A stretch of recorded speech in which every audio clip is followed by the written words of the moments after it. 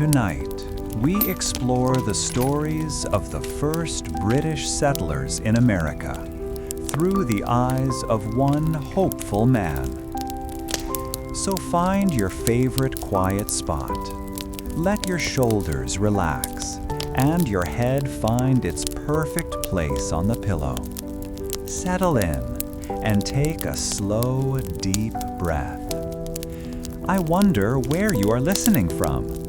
What time is it in your wonderfully complicated corner of the world? Is it late evening with the day's responsibilities finally put to bed? Or perhaps an early morning moment just for you? Wherever you are, I am glad you are here. If these quiet journeys help you unwind, a simple follow helps others find our little campfire too. Now, let the world outside fade away as we travel back in time. The year is 1619. You are Thomas Ashton, a surveyor with calloused hands and a mind full of maps. The promise of land, a clean slate away from England's crowded shores, echoes in your every thought. The long voyage is a fading memory of creaking wood and salty air. Your feet are finally on solid ground, a vast, untamed wilderness stretching before you, waiting for its story to be written. My journey to the New World began not with a footstep on fresh soil, but with the endless groan of a ship at sea. My entire world had been shrunk down to the cramped, damp space of the Providence, a vessel that seemed to complain with every lurch and sway. We were weeks from the sight of land, surrounded by a gray sea that stretched to a gray horizon, and the days had taken on a rhythm of their own. For me, that rhythm was centered around a small wooden chest that held my future. Each morning, after a meager breakfast of hard biscuit that threatened to break a tooth, I would find a corner below decks and open that chest. The familiar scent of oil and old leather was a comfort in a place that smelled of little more than bilge water and unwashed bodies. Inside lay the tools of my trade, the instruments that gave me purpose. I would unroll a soft deerskin cloth and lay them out one by one. The brass theodolite was my pride. It was an instrument for measuring angles, a beautiful thing of lenses and precise markings. I would polish its surface with a bit of wool until it shone like a bold coin in the dim light of the swaying lantern. It felt solid and true, a piece of order in the midst of this chaotic voyage. It promised that any landscape, no matter how wild, could be understood, measured, and given a sensible shape. That was my task, given to me by the Lord Proprietor himself, to draw the straight, clean lines of England upon a world we had only ever seen on maps. Next to it, I would lay out my Gunter's chain.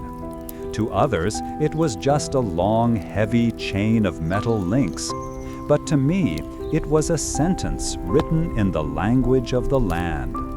It was exactly 66 feet long, made of 100 links, a clever design that made calculating acreage a straightforward matter. I'd run my calloused fingers over the cool metal, feeling the familiar weight of each link.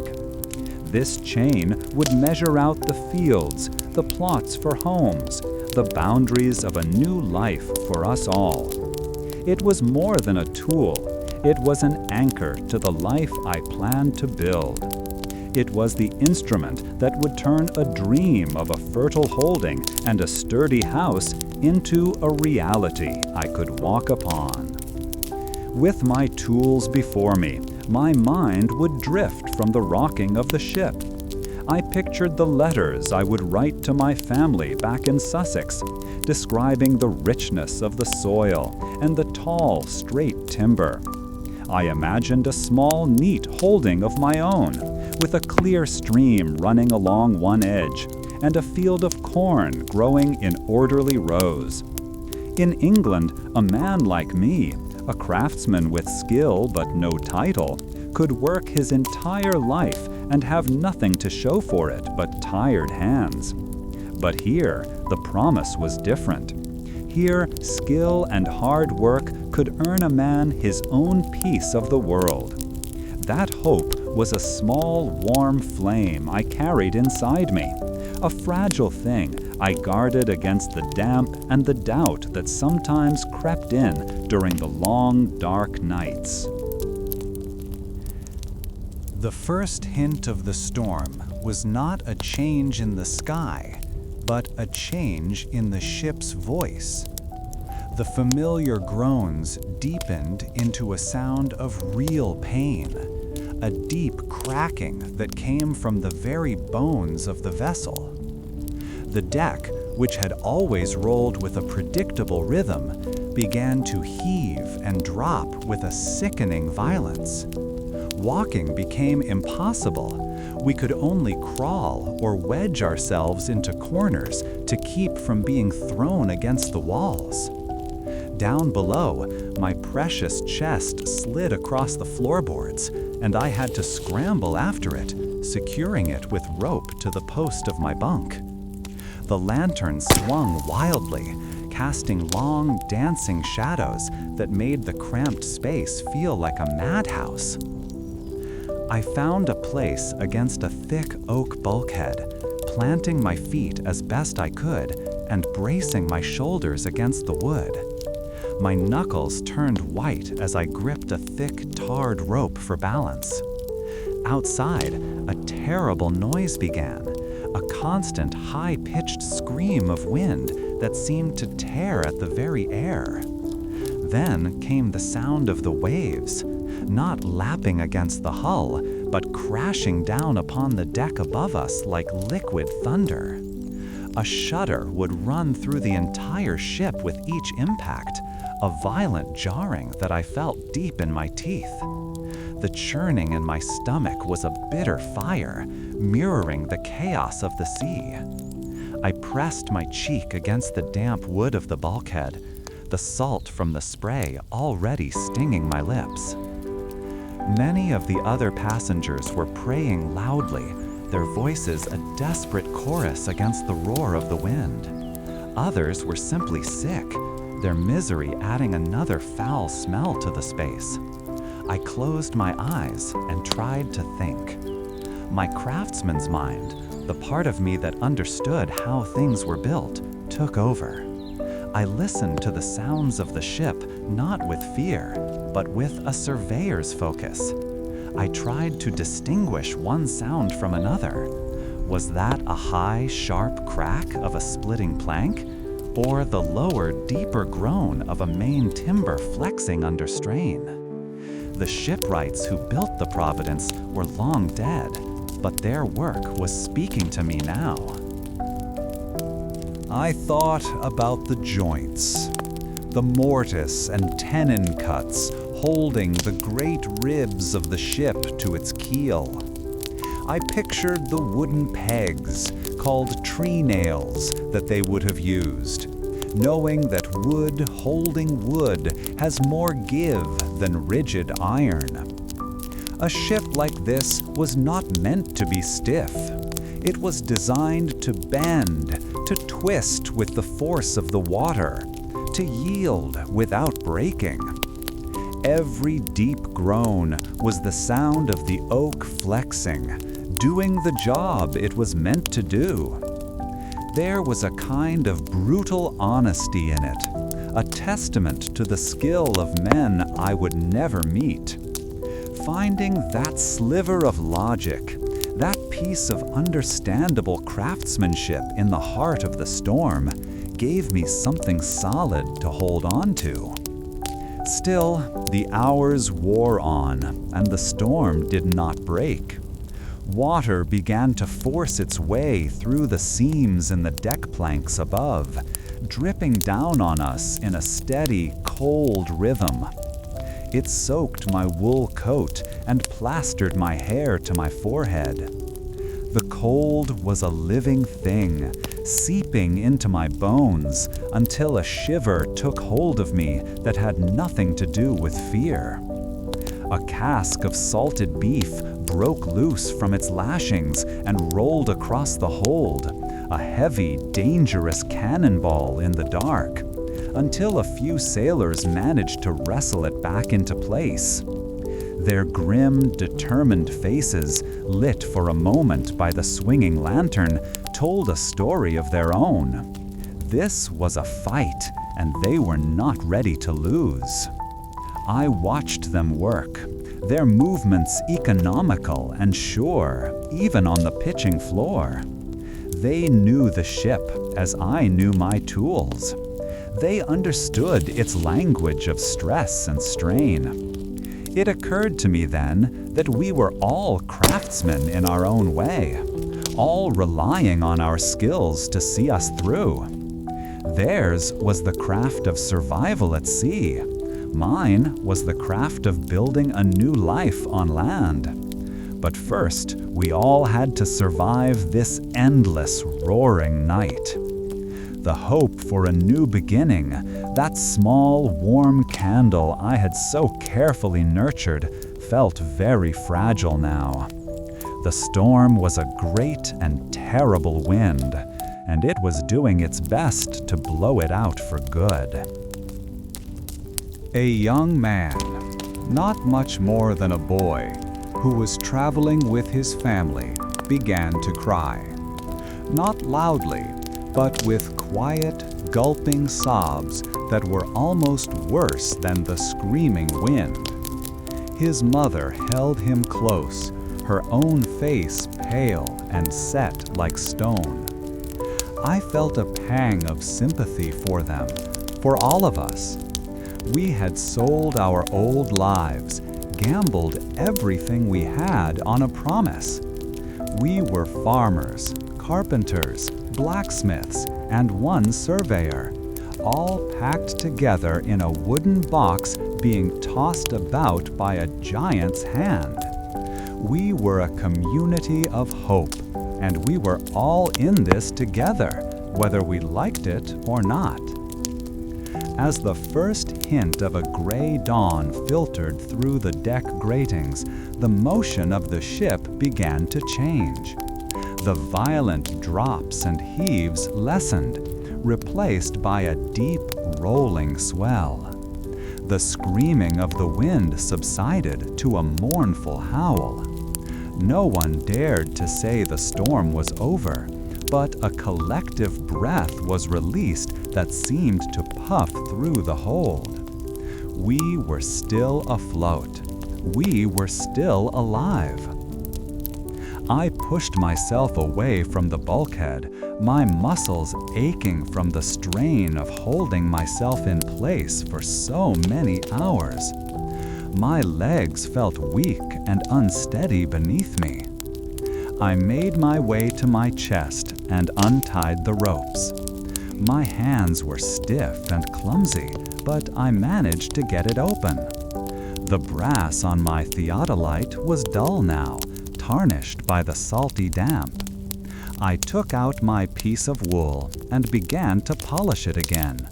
The simple, repetitive motion a balm to my frayed nerves. The steady scrape of the wool on the metal was the most reassuring sound in the world. Order was returning, little by little. The simple act of caring for my tools felt like an act of defiance against the chaos that had surrounded us. The storm had not broken my spirit, but it had changed something within me.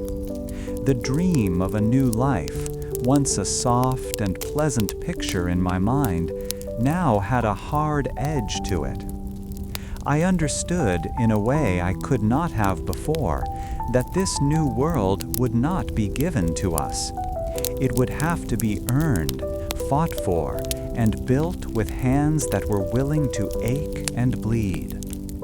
The violence of the ocean had tested my endurance, but the sound of the ship fighting for its life had tested the very heart of my faith in good work and solid materials, a trial I was only just starting to comprehend.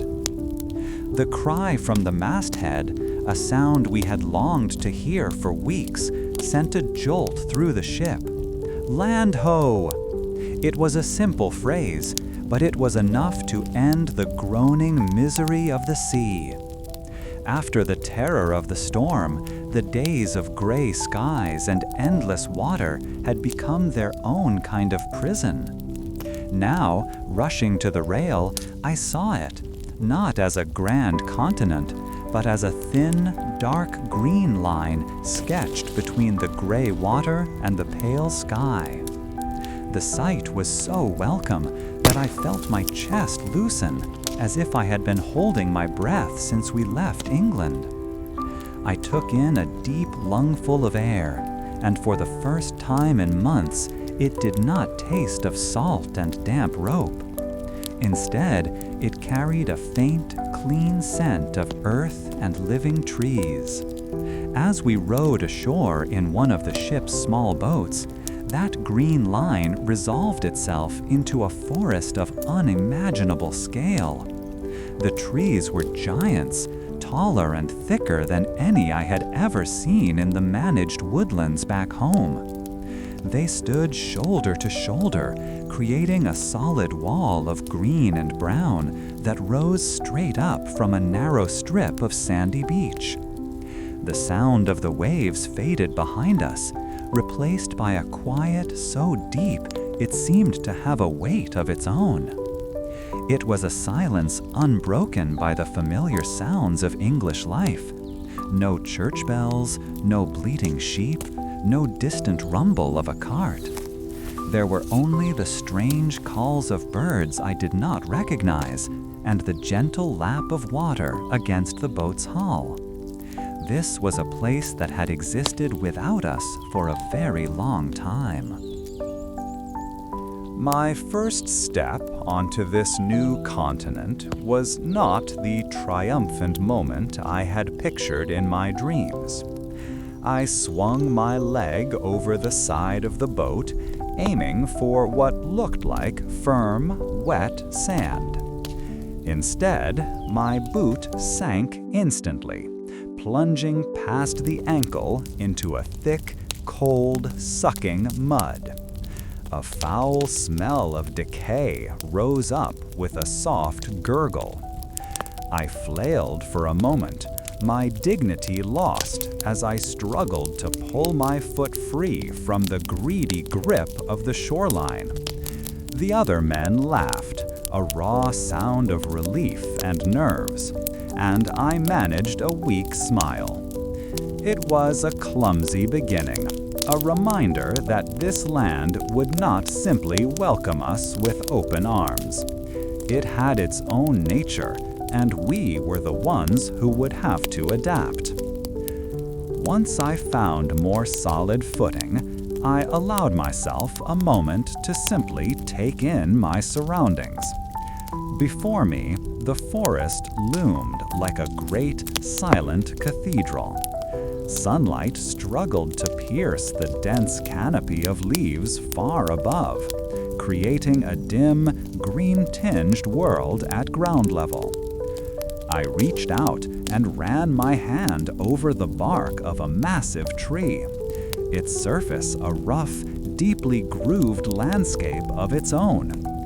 The texture was solid and real, a welcome anchor to a man who had spent months on the constantly moving deck of a ship. The air here was rich with the smell of damp soil and decaying leaves, a powerful, earthy perfume that spoke of centuries of growth and renewal. It was the smell of a place untouched by plow or axe. This quiet observation was soon interrupted. The Lord's representative, a man whose fine wool coat seemed out of place in this wilderness, stepped carefully from the boat onto a patch of dry stones. He was a man driven by schedules and expectations, and his gaze was not one of wonder, but of assessment. He wasted no time on sentiment. Pointing a gloved finger down the curving line of the coast, he gave his first order. "Mr. Ashton," he said, his voice sharp and impatient, "begin your survey at once. I want a baseline established before nightfall. We must know the lay of the land to choose a site for our settlement." His tone made it clear that he saw this immense, wild place as just another piece of property waiting to be measured and divided. Obediently, I found a relatively clear patch of ground and unrolled the canvas wrap that protected my instruments. My tools, so familiar and reassuring in my hands, seemed foreign here. The brass theodolite, an instrument of beautiful precision used for measuring angles, caught what little light there was with a hopeful gleam. I carefully laid out my Gunter's chain, its 100 iron links designed to measure out a perfect English acre. In the tamed fields of home, this chain was an instrument of power, a tool that could turn a lord's rolling hills into a neat map of straight lines and predictable figures. I felt a surge of professional pride, believing my craft could bring order to this chaotic landscape. That pride did not last long. I drove the first iron pin of the chain into the soft earth and instructed my young assistant to walk a straight line along the beach's edge. Within 10 paces, he was brought to a halt. The chain, which should have unspooled in a clean line, was snagged in a thicket of thorny vines I hadn't even noticed. He pulled, and the thorns only gripped it tighter. We spent the next several minutes patiently untangling the links, my fingers getting pricked and scratched in the process. We tried again, only for the chain to catch on a half-buried log, then a tangle of thick roots that snaked across the ground like hardened veins. The land itself seemed to conspire against the very idea of a straight line. The coastline, which appeared so smooth and simple from the ship, was a messy collection of small, steep-sided gullies and outcroppings of sharp rock. Finding a clear line of sight for my theodolite was nearly impossible. A measurement that would have taken a few moments in an open English pasture became a lengthy ordeal, requiring one of us to scramble up a slippery bank of clay or hack away at low-hanging branches with a small hatchet. Every single yard was a struggle against the terrain. This place did not yield easily to the logic of geometry. Soon, I could feel sweat trickling down my back, plastering my linen shirt to my skin. My coat, which had felt perfectly suitable for a gentleman in London, was now a stifling weight, and I had to stop to remove it. Bending and pulling, wrestling the chain free from the relentless grasp of the undergrowth left me breathing heavily. Each time I paused to wipe my brow with the back of my hand, I would see the Lord's representative watching from a distance, his posture stiff with impatience. He saw a man failing at a simple task, not a craftsman battling an environment that defied all his experience. His silent judgment was a heavy burden on top of the physical strain. A small, unsettling thought began to form in my mind. My entire life's work, my skill and my knowledge, was built upon the principle that the world could be understood through measurement. Land was something to be charted, divided, and owned, all with the elegant certainty of numbers and lines drawn on paper. Yet here, the land did not seem to agree. It felt as though I was trying to force a language of straight lines onto a world that spoke in curves, tangles, and impenetrable thickets. For the first time, a quiet whisper of doubt entered my thoughts. This was going to be harder than I had ever imagined. I found myself pausing, the heavy chain limp in my hand, and looking back out at the Providence, floating peacefully in the bay. From here, the ship that had been my entire world for months looked like a child's toy. It was a fragile vessel from a distant place, a place of neat hedges, stone walls, and roads that ran where men told them to. Out here, those concepts felt thin and arrogant.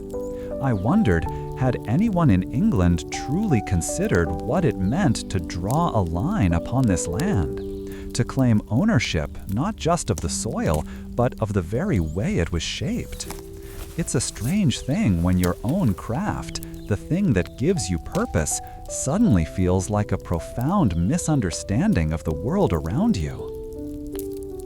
The representative called out then, his voice cutting through my thoughts, reminding me that the light would not last forever.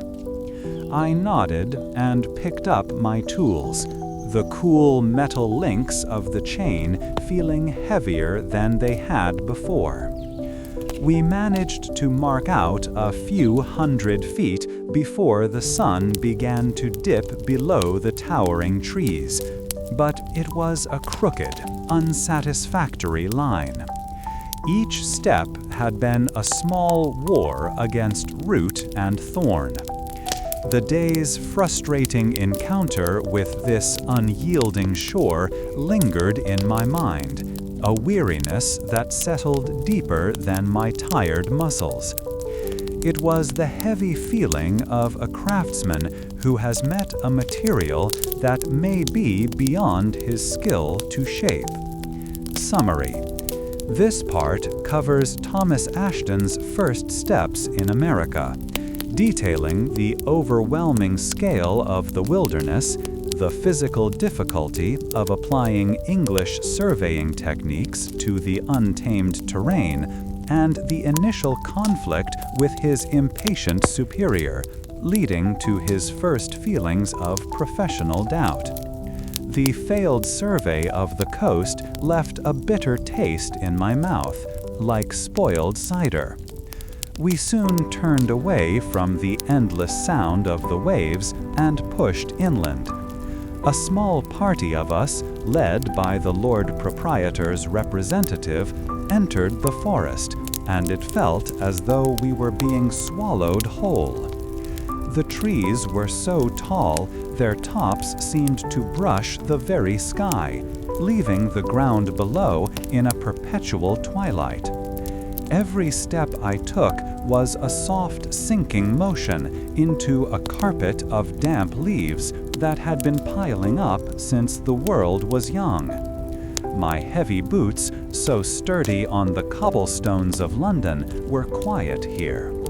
Consequently, the only sounds were the snap of twigs under our feet and the occasional harsh cry of a bird I did not recognize, a sound that made the hairs on my arms stand up. That quiet was often broken by my own frustrated noises. My Gunter's chain, a beautiful instrument of 66 feet of iron links, was meant for measuring open fields and gentle English hills. Here, it was a torment. Every few yards, its links would catch on thorny vines that seemed to reach out just to vex me. The process involved two men, the leader and the follower, and I was constantly calling a halt as my follower worked to untangle the chain from a snarl of roots or briars. I imagined my old master in Bristol, a man whose lines were as straight as his back, watching me. He'd probably have a good laugh, then cuff me on the ear for being so clumsy. This thought made me smile, a small, brief moment of lightness in the heavy work. During this struggle, I began to see that the woods were not as empty as they first appeared. While pulling my chain free from a thicket, I nearly stumbled over a circle of blackened stones. It was clearly an old fire pit, but it was unlike any our party had made. The stones were carefully chosen, all of a similar size and shape, placed with a purpose I could recognize. I knelt and ran my hand over one. Its surface was cool and smooth, worn down by countless seasons of rain. This was not the work of chance. Someone had sat here, felt the warmth of a fire, and looked up at these same silent trees. The thought sent a peculiar shiver through me. We were walking not through a wilderness, but through someone else's quiet old room. This careful pace of discovery only made the representative more agitated. He was a man whose ambition made him walk faster than his own legs could carry him, and he saw my deliberate work as a waste of precious time. "Ashton," he'd say, his voice sharp and thin, "any flat piece of ground will do. We must get a claim established before others arrive." He would stand with his hands on his hips, his fine coat already snagged and muddy, looking at the endless green wall of the forest with a kind of fury, as if he could command it to flatten itself out for his convenience. To him, this land was a page in a ledger book, and he wanted the sums entered quickly. His impatience grew as I pointed out more signs that this was not untouched land. I found a small grove where the trees were all of a younger growth, their trunks straighter and thinner than the ancient oaks around them. To my surveyor's eye, which is trained to see changes in pattern, it suggested an old clearing, a place where the larger trees had been cleared away to let the sunlight reach the ground. Perhaps it had been a place for planting. This evidence meant we were not pioneers in an empty world, but latecomers to a place that already had a long history. The representative simply scoffed at this, waving his hand as if to brush away my observations like so many troublesome flies. His constant pressure brought me to a difficult point. He pointed to a low, marshy-looking stretch of ground not far from a stagnant creek. "There," he declared, "it is flat, it is near water, make your mark." I looked at the place and felt a deep unease. The ground was too soft, the water looked foul, and I could already feel the bite of insects on my neck. I found myself torn between my duty to follow his orders and my own craft, my own knowledge. My father, a stonemason, had always told me that a house built on a poor foundation is nothing but a fancy tomb. The same had to be true for a settlement. Remembering his words, I made my choice. I straightened up and met the representative's glare. "No, sir," I said, my voice steadier than I felt. "That ground will not hold. It will bring sickness. A foundation, whether for a colony or a cottage, must be sound." I expected an outburst, a tirade of anger that would echo through the trees. Instead, he just stared at me, his mouth a thin, hard line. For a long moment, the only sound was the buzz of some unseen insect. Then he turned on his heel. "Then find your perfect spot, Mr. Ashton," he spat over his shoulder, "but do it quickly. Every delay is a danger." With his reluctant permission, our work took on a new purpose. I was no longer simply trying to impose a straight line on a crooked landscape. Instead, I was reading the land itself, searching for its own logic. We left the low, damp areas and followed a stream that ran clear and fast over smooth stones. My eye scanned the terrain not for perfect flatness, but for a place that offered strength. I looked for high ground that could be defended, for soil that looked dark and rich, and for access to the clean water of the flowing stream. The men who had been grumbling along with the representative seemed to sense the change. Their steps became lighter, and they pointed out things to me: a stand of sturdy oak, a patch of wild berries. Finally, after another day of pushing through the undergrowth, I found it. It was a gentle rise of land nestled in a wide curve of the river. From the top, you could see up and down the water for a good distance, and the land sloped away on 3 sides, making it easy to watch the approaches. The 4th side was protected by the river itself. I scooped up a handful of earth and crumbled it in my palm. It was dark and loamy, free of the sticky clay we found elsewhere. I walked to the riverbank and tasted the water. It was cool and sweet. This was the place. It felt right, not just on my maps, but in my very bones. I took the small hand axe from my belt. I chose a tall, straight oak tree at the highest point of the rise and made my mark.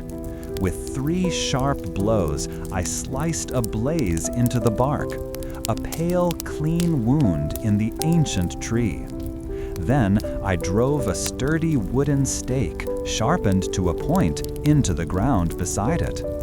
It was a simple act, one that took only a few moments, but it felt momentous. All our weeks at sea, all our struggles on the coast, all our weary marching had led to this single point. This was the center. This was the beginning of our world. The representative came to stand beside me, looking at the blaze on the tree. He said nothing, but he did not need to.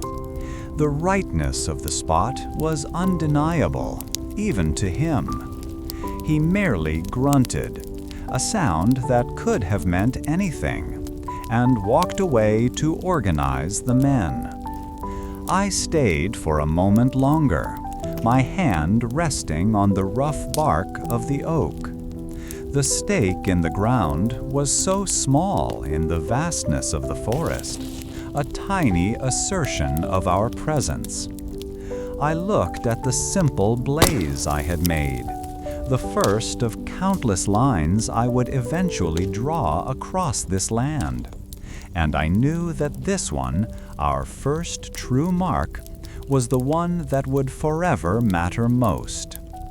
The mark I had driven into the earth on that river bend felt like a promise, a solid point in a world of shifting trees and uncertain futures. We had a center, a place to call the beginning. For a few days, that small victory was enough to put a spring in our step. The men worked with a renewed sense of purpose, clearing the smaller trees and brush from the rise of land I had selected. We spoke of the proper English houses we would soon build, of the gardens we would plant in neat rows. That feeling, however, was as short-lived as a patch of morning mist. A cold rain began, not a brief summer shower like we knew at home, but a relentless gray downpour that seemed to have no end. It soaked through our meager canvas tents within the first day, turning the ground beneath us into a shallow pool of mud and misery.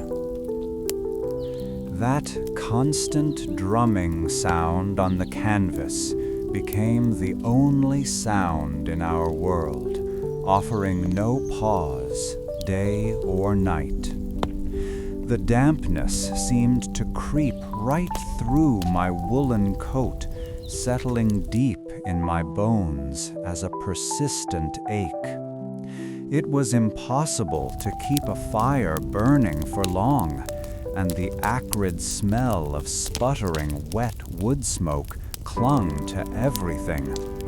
Our food supplies, already low, were threatened by the wet, and a creeping mold began to appear on the last of our hard biscuits. My dreams of neat English cottages, each with its own garden plot, evaporated in the miserable damp. We were reduced to huddling together for warmth under sagging canvas, our movements sluggish, each breath a cool, wet reminder of our helplessness against this unending sky. This new reality led to a far more terrible development. Soon after the rain began, the sickness arrived. It started with one of the younger men, a fever that left him shivering violently one moment and burning with a dry heat. His teeth chattered with a sound that was unnervingly loud in the quiet misery of our camp. Within days, 3 more men were afflicted. They lost their strength, their words became confused, and they could keep down neither water nor our thin gruel. The representative, who had been so forceful in his commands, now seemed small and uncertain, his face pale with a fear that had nothing to do with the authority of kings or lords. This was an enemy we could not see, an enemy that fought from within our own bodies. The first death came not with a bang, but with a terrible quiet. It was a carpenter I had shared meals with on the voyage, a stout man from Kent with a booming laugh that could make the ship's timbers vibrate. I had listened to him speak for hours about the fine joinery he would craft for the governor's house, his hands shaping the air as he described dovetails and mortices. The fever stole his voice first, reducing his powerful frame to little more than a shivering bundle of blankets. One morning, we awoke, and his corner of the tent was simply still. The sudden absence of his labored breathing was a silence that shouted louder than any cannon. His death was a profound shock, a clear and brutal sign that this new world could kill us as surely as any war, and with far less ceremony. This loss changed everything. Survival, raw and immediate, became our only craft, our only true profession. My mind, once filled with precise angles and property lines, discarded those complex plans. It focused instead on the immediate, the essential, warmth and shelter from the ceaseless rain that was our enemy. My knowledge of surveying was tied to the principles of building, of understanding stress and structure. I looked at the tall, straight pines at the edge of the clearing not as obstacles to a clear line of sight, but as the raw material for our salvation. We had to get out of the mud, out from under the useless canvas. We had to build something real, something that could stand against the weather. I spoke to the representative, my voice rough from the chill. I laid out a plan not for individual cottages, but for one longhouse, a single large structure where we could all shelter together, where the healthy could tend the sick, and where a central fire could be kept alive. It was not an English design, but something more basic, born of necessity. To my surprise, he did not argue. The fear in his eyes had stripped away his pride, and he nodded, telling me to direct the men. It was a transfer of authority that was not spoken aloud, but understood by everyone. For now, the man with the practical skills was the man in charge. The work was a desperate race against the rain and the spreading sickness. The healthy men, their faces grim, followed my directions without question. We felled the smaller pines, the rhythmic thud of our axes a defiant sound against the drumming of the water. We did not have time for the fine joinery the carpenter had dreamed of. Instead, I showed the man how to notch the logs near the ends so they would lock together, creating a sturdy, if rough, wall. It was a technique I had seen used for crude barns back home, simple and strong. Each log we lifted into place was a heavy, exhausting victory, our muscles screaming from the cold and the strain. Our greatest challenge was sealing the gaps between the logs. The wind and rain found every crack, and the chill was a constant thief of our warmth. I remembered seeing wattle and daub cottages, where a frame was filled with a plaster of mud and straw.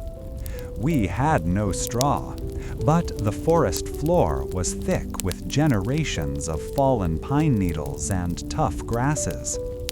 We mixed these with the thick clay from the riverbank, our hands plunging into the cold, gritty slurry. We plastered the mixture into the gaps, inside and out, forcing it into every crevice. It was messy, ugly work, but as the walls were sealed, we could feel the wind's bite lessen.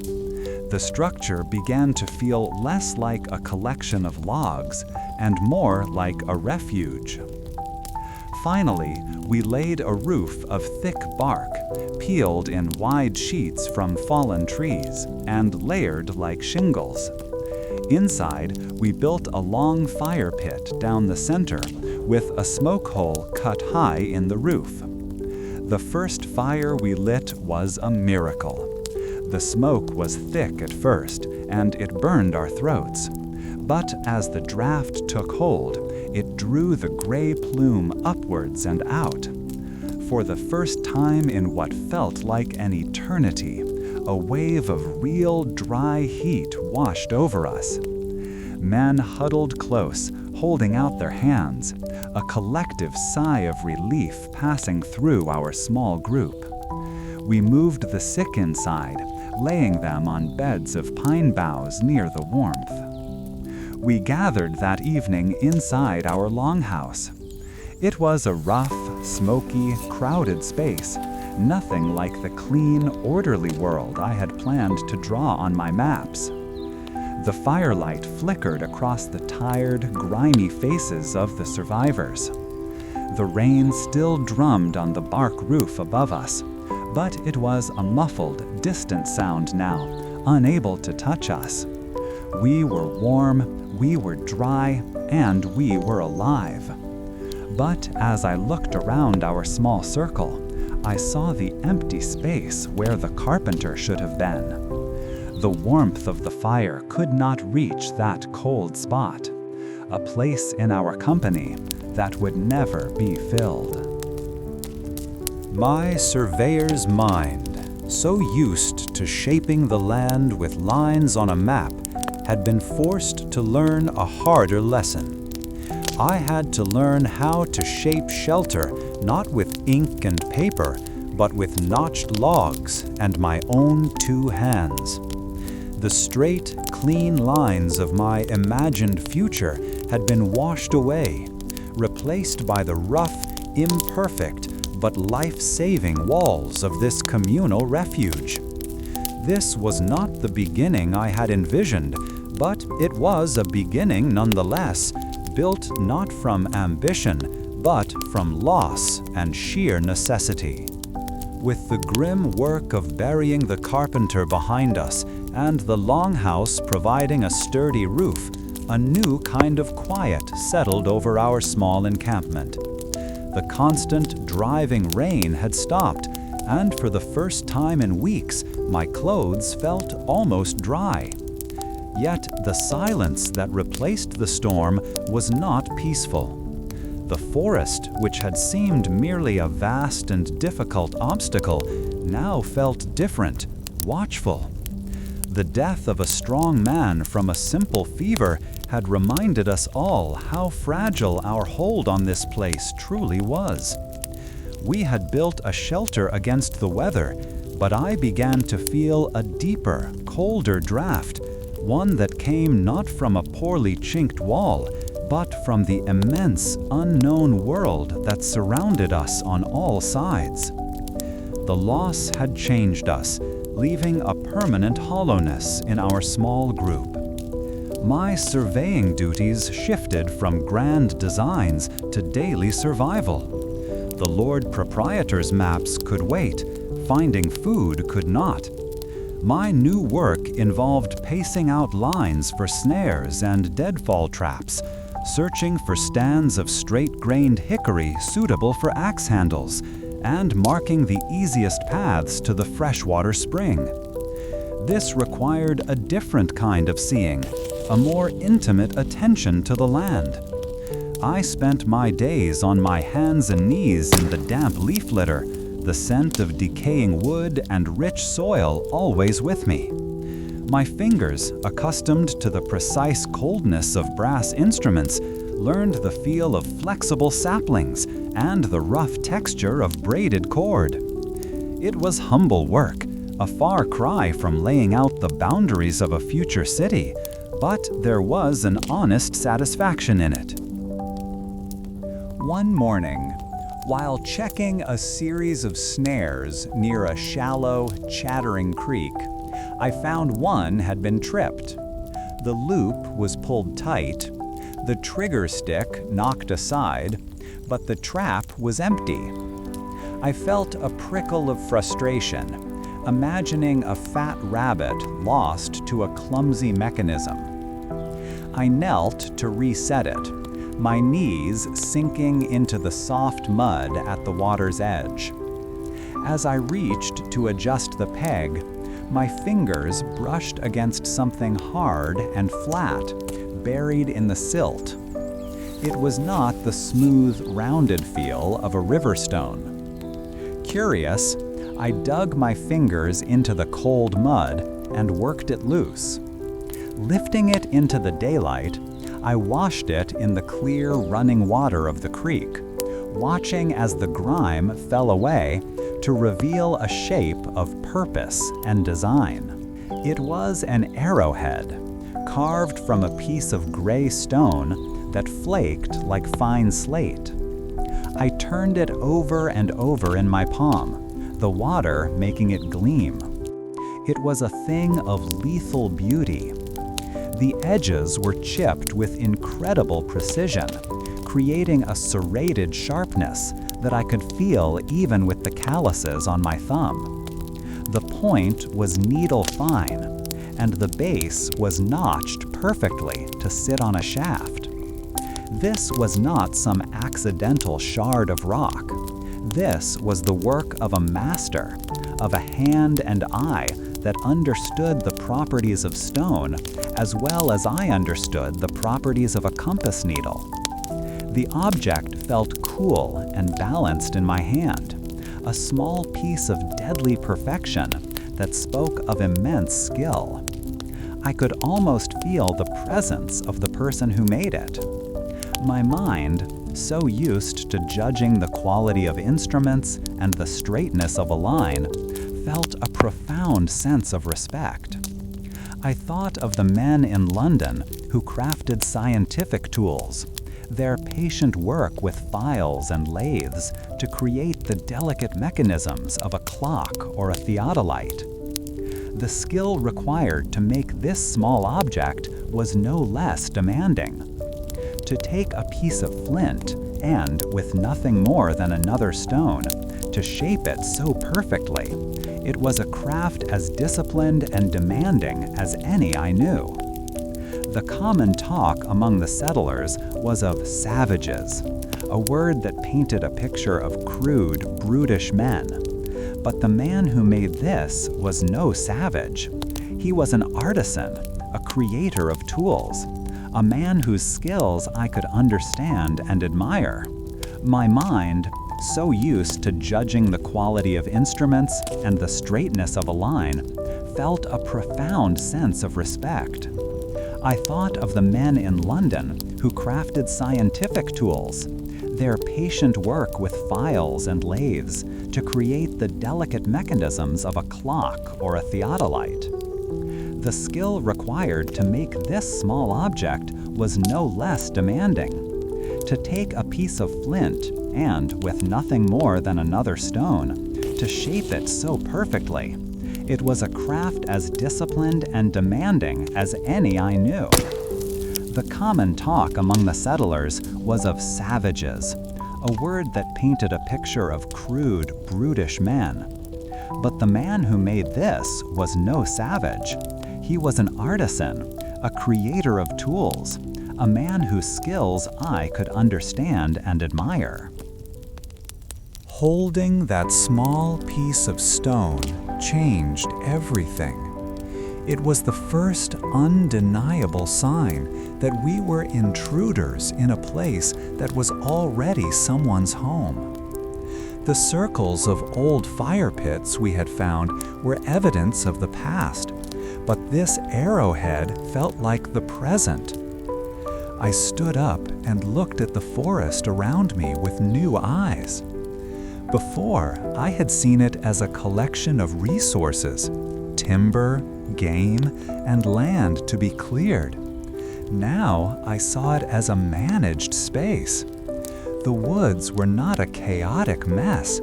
They were a larder, a workshop, and a fortress for people who knew its secrets. My neatly drawn maps with their straight English lines suddenly seemed like a child's scribbles on a master's painting, arrogant and ignorant. Several days later, that feeling was given a face. I was walking the perimeter of our clearing, inspecting the rough, hurried fence we had begun to build from sharpened logs. The afternoon light was fading, casting long, deep shadows that stretched out from the tree line like grasping fingers. In the space between two ancient, towering pine trees, a flicker of movement caught my eye. I stopped instantly, every muscle in my body tensing. It was not the familiar darting of a squirrel or the heavy sway of a bear. It was something else. A form took shape in the gloom, and my breath caught in my throat. My first thought was a strange one. He makes no sound at all. For a moment that seemed to stretch into an eternity, I saw a man.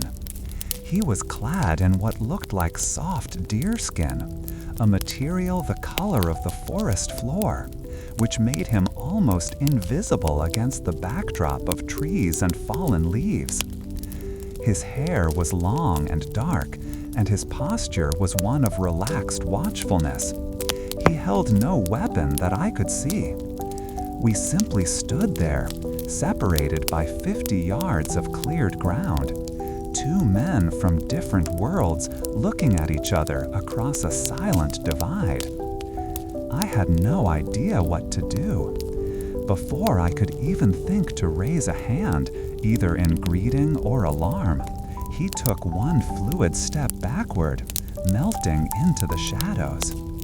One moment he was there, a solid presence, and the next he was gone, as if he had been a trick of the fading light. My return to the longhouse was slow and deliberate, my senses on fire. The familiar crunch of my own boots on the twigs and leaves sounded impossibly loud. Every hoot of an owl, every rustle in the undergrowth seemed to carry a new and urgent meaning. My heart hammered against my ribs, a frantic rhythm driven not just by fear, but by the profound certainty of what I had seen. We were being watched. The knowledge was a physical weight settling upon my shoulders. It was one thing to find an object, a remnant of a person. It was another thing entirely to see him with my own eyes, to know that as we went about our work, there were others nearby, silent and unseen. When I shared what I had witnessed with the representative and the handful of men gathered around the evening fire, the reaction was immediate. A nervous energy filled the longhouse, chasing away the weariness from the day's labor. The men's voices became low and urgent, their talk turning at once to our defenses. They spoke of finishing the palisade, of setting a constant watch, and of keeping the muskets loaded and primed at all times. The word savage was used again and again, a catch-all term for their fear of the unknown. They imagined hordes of wild men preparing to attack, and in their minds, the quiet, watchful figure I had seen became a monster lurking in the shadows. Feeling a need to counter their rising panic, I reached into the small leather pouch at my belt and pulled out the arrowhead. I held it up so the firelight caught on its sharp edges. "This is the work of the people out there," I said, my voice cutting through their fearful chatter. "A savage does not create something with this much care. This is the work of a craftsman." I passed it to the man nearest me, a farmer who knew little of such things but could appreciate a well-made tool. He turned it over, his brow furrowed, before passing it on. The representative, however, snatched it from the next man's hand and barely glanced at it. "A clever devil is still a devil," he spat, tossing it back to me as if it were unclean. "Their skill only makes them more dangerous."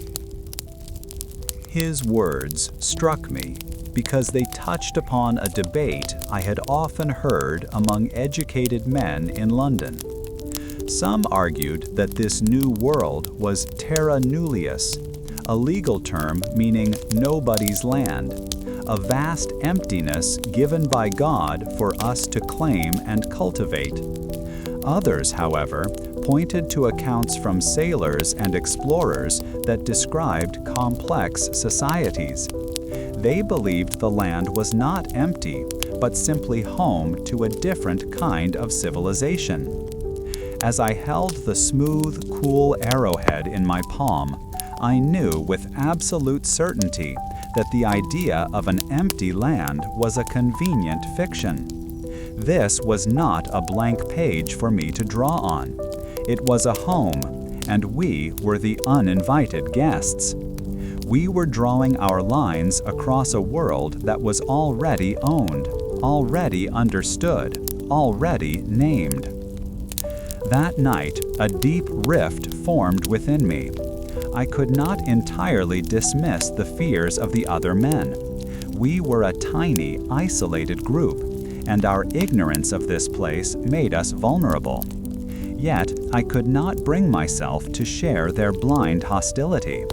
The sight of that man, so perfectly at home in his world, and the arrowhead, a testament to his skill, had planted a seed of respect in my mind.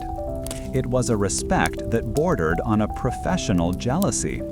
These people knew things I did not. They knew how to move without sound, how to live from this forest, how to make what they needed from what the land provided. My own skills, so valuable in England, felt clumsy and inadequate by comparison. I began to look at my surroundings in a new way, searching not for resources, but for signs. My training as a surveyor was in reading the subtle contours of the land, But now I sought a different language written upon it. I started to notice things I had overlooked before. A strangely bent sapling that pointed in a specific direction. A pile of stones in a creek that formed a simple, effective bridge. A pattern of stripped bark on a particular type of tree. These were not random acts of nature. They were marks, messages, the evidence of a deep and abiding relationship between the people and the forest. We were blundering through their house, making a great deal of noise, and paying no attention to the rules. The understanding of our place here, as strangers in a land that was not empty, felt both sharp as a blade and fragile as glass. The first true cold did not arrive with a whisper. It came with teeth.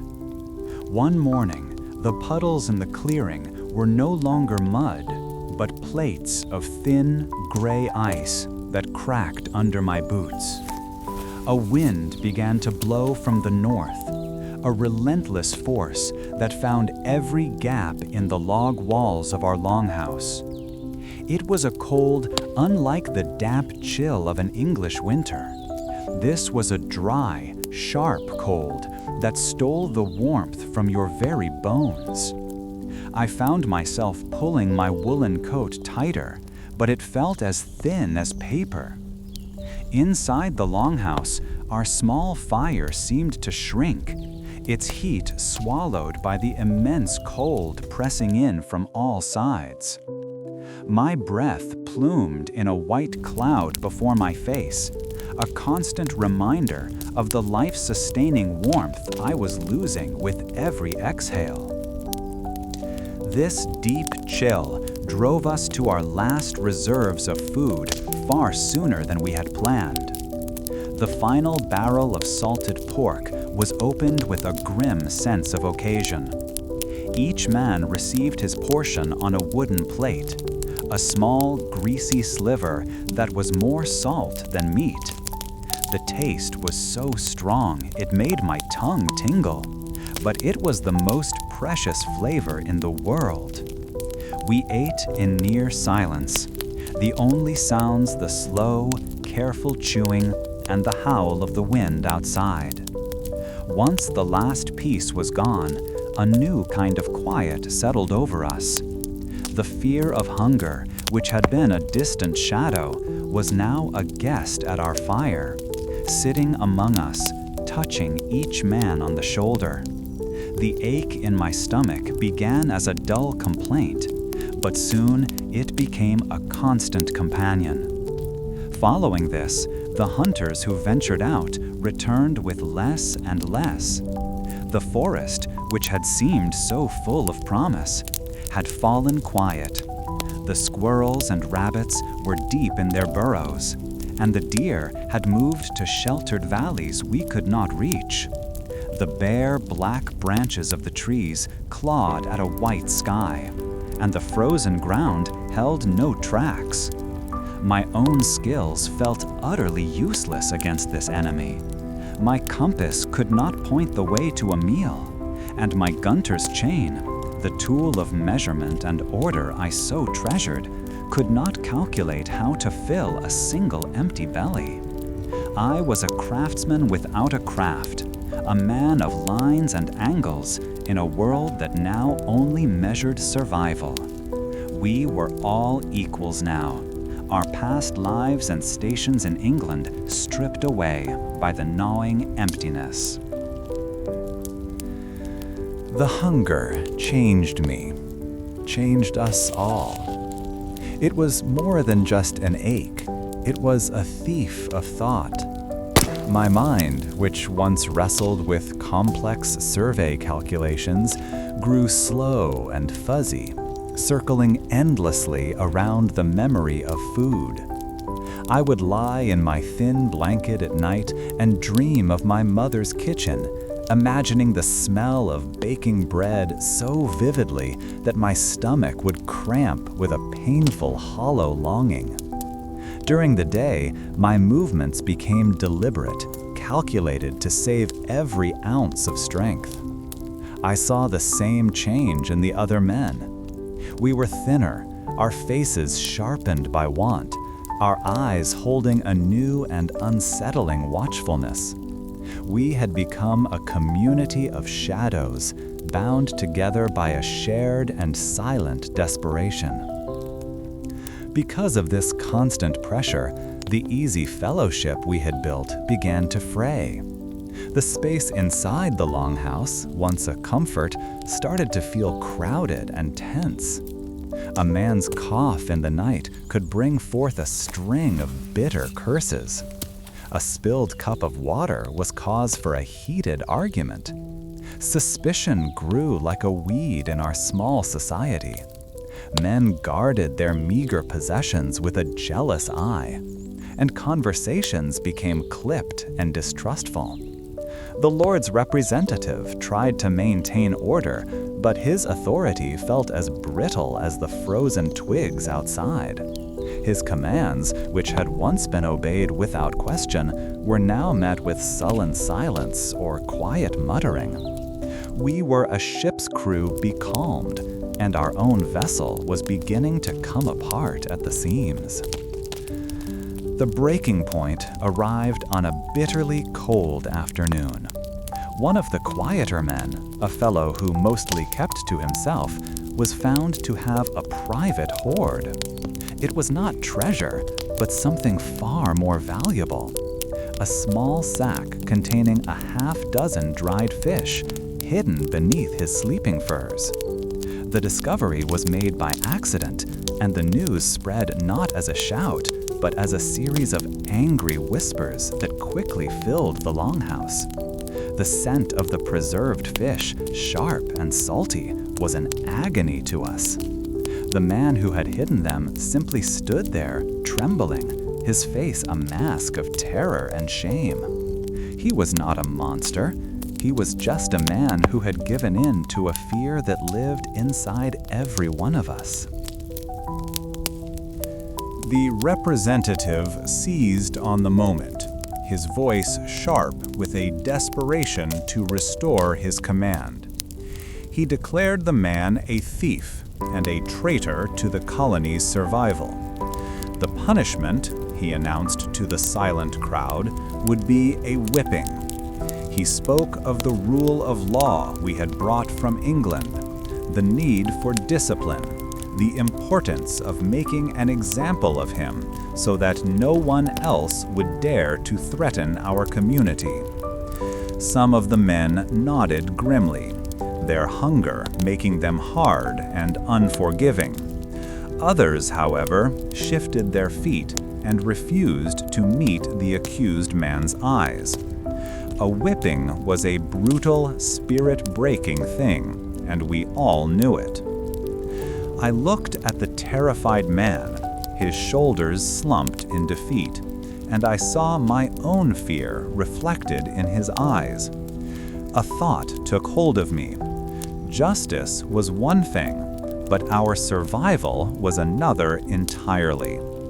Whipping him would satisfy a need for punishment, but a man with a broken body and a broken spirit would be another mouth to feed and one less pair of hands to work. The laws of England were made for a land of plenty, for a world of constables and courts. They felt wrong here, in this cold, hungry place where our very existence hung by a thread. I found myself torn between the rigid laws we had brought with us and the brutal, immediate needs of this new world. A different idea began to form in my mind, a solution that felt rooted in this place, not the one we had left behind. I decided that a broken spirit was more dangerous to us now than a broken rule. My heart hammered against my ribs, but I stepped forward into the small circle of open space. My voice sounded thin at first, but it gained strength as I spoke. I did not question the representative's authority or the man's guilt. Instead, I proposed that the punishment should serve the community he had wronged. A debt of food had been created, and it should be repaid with effort and risk, not with blood and pain. I suggested that the man's punishment should be to take the most dangerous duties for the good of all. He would be the one to scout the furthest hunting trails, to check the trap lines at the edge of our territory, where the risk of getting lost or encountering the unseen natives was greatest. He would work for the community's belly until his efforts had brought back to the common store more than he had tried to keep for himself. It was not forgiveness, but a path to redemption. It offered him a way to restore his honor and his place among us through sweat and service rather than shame. A deep silence followed my words. The men looked from my face to the representatives, then to the accused man, who slowly lifted his head, a flicker of something that was not despair in his eyes. He saw a way back.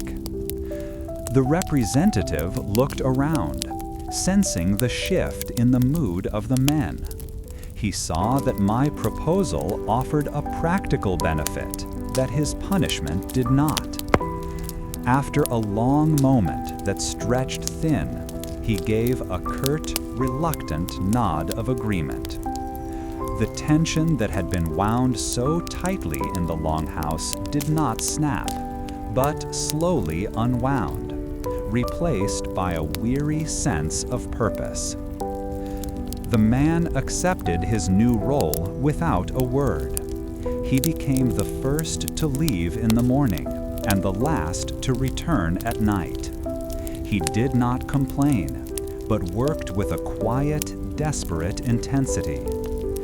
We were still hungry, and the winter was still long, but something fundamental had changed between us. We had faced a crisis, not by clinging to the old rules, but by creating a new one that fit our new reality. We had chosen to mend our community rather than simply punish one of its frightened members. This bitter season had taught me a new kind of surveying, not of land, but of the human heart. The wolf of winter had loosened its teeth, but the bite remained in the morning air. A thin layer of frost, like a dusting of fine salt, covered the dark earth and the stumps of felled trees. Our hunger had eased with the return of some game, but the memory of it lingered, a hollow space inside each of us. My work with the survey lines had been replaced by the simple, hard tasks of survival, mending tools, checking traps, and standing watch. It was during my turn on the watch, just as the sun's first weak light turned the eastern sky the color of a pale pearl, that one of the other men gave a sharp, low whistle.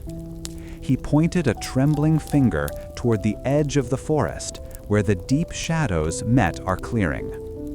Following his gesture, I saw them. 3 men stood there, as still as the trees that framed them. They were not close enough for me to see their faces clearly, but their shapes were unmistakable against the frosted backdrop. They carried no bows that I could see, no spears held at the ready. For a long moment, they simply watched us, and we watched them. There was no sound but the cold wind rustling the dead leaves still clinging to the oaks. Then one of them stepped forward, moving with a fluid grace that made our own clumsy movements seem foolish. He walked to the great oak stump that marked the halfway point between our settlement and the woods, placed a bundle upon it, and then retreated, melting back into the forest with his companions. They were gone as silently as they had appeared. a tense quiet fell over our small group. No one moved for a full minute, each man looking to the next. Finally, the representative, wrapping his cloak tighter around his thin shoulders, ordered 2 men with muskets to accompany him. I followed behind, my curiosity a stronger pull than my fear. As we drew closer, the bundle on the stump resolved itself into a deerskin wrap tied with a leather thong. The representative poked it with the barrel of his musket before allowing one of the men to cautiously untie it. Inside were several beaver pelts folded neatly.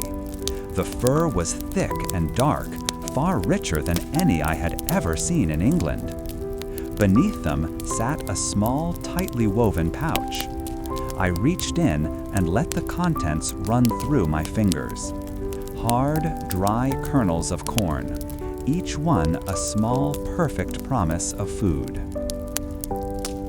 This offering, coming so soon after our desperate winter, should have been a cause for celebration.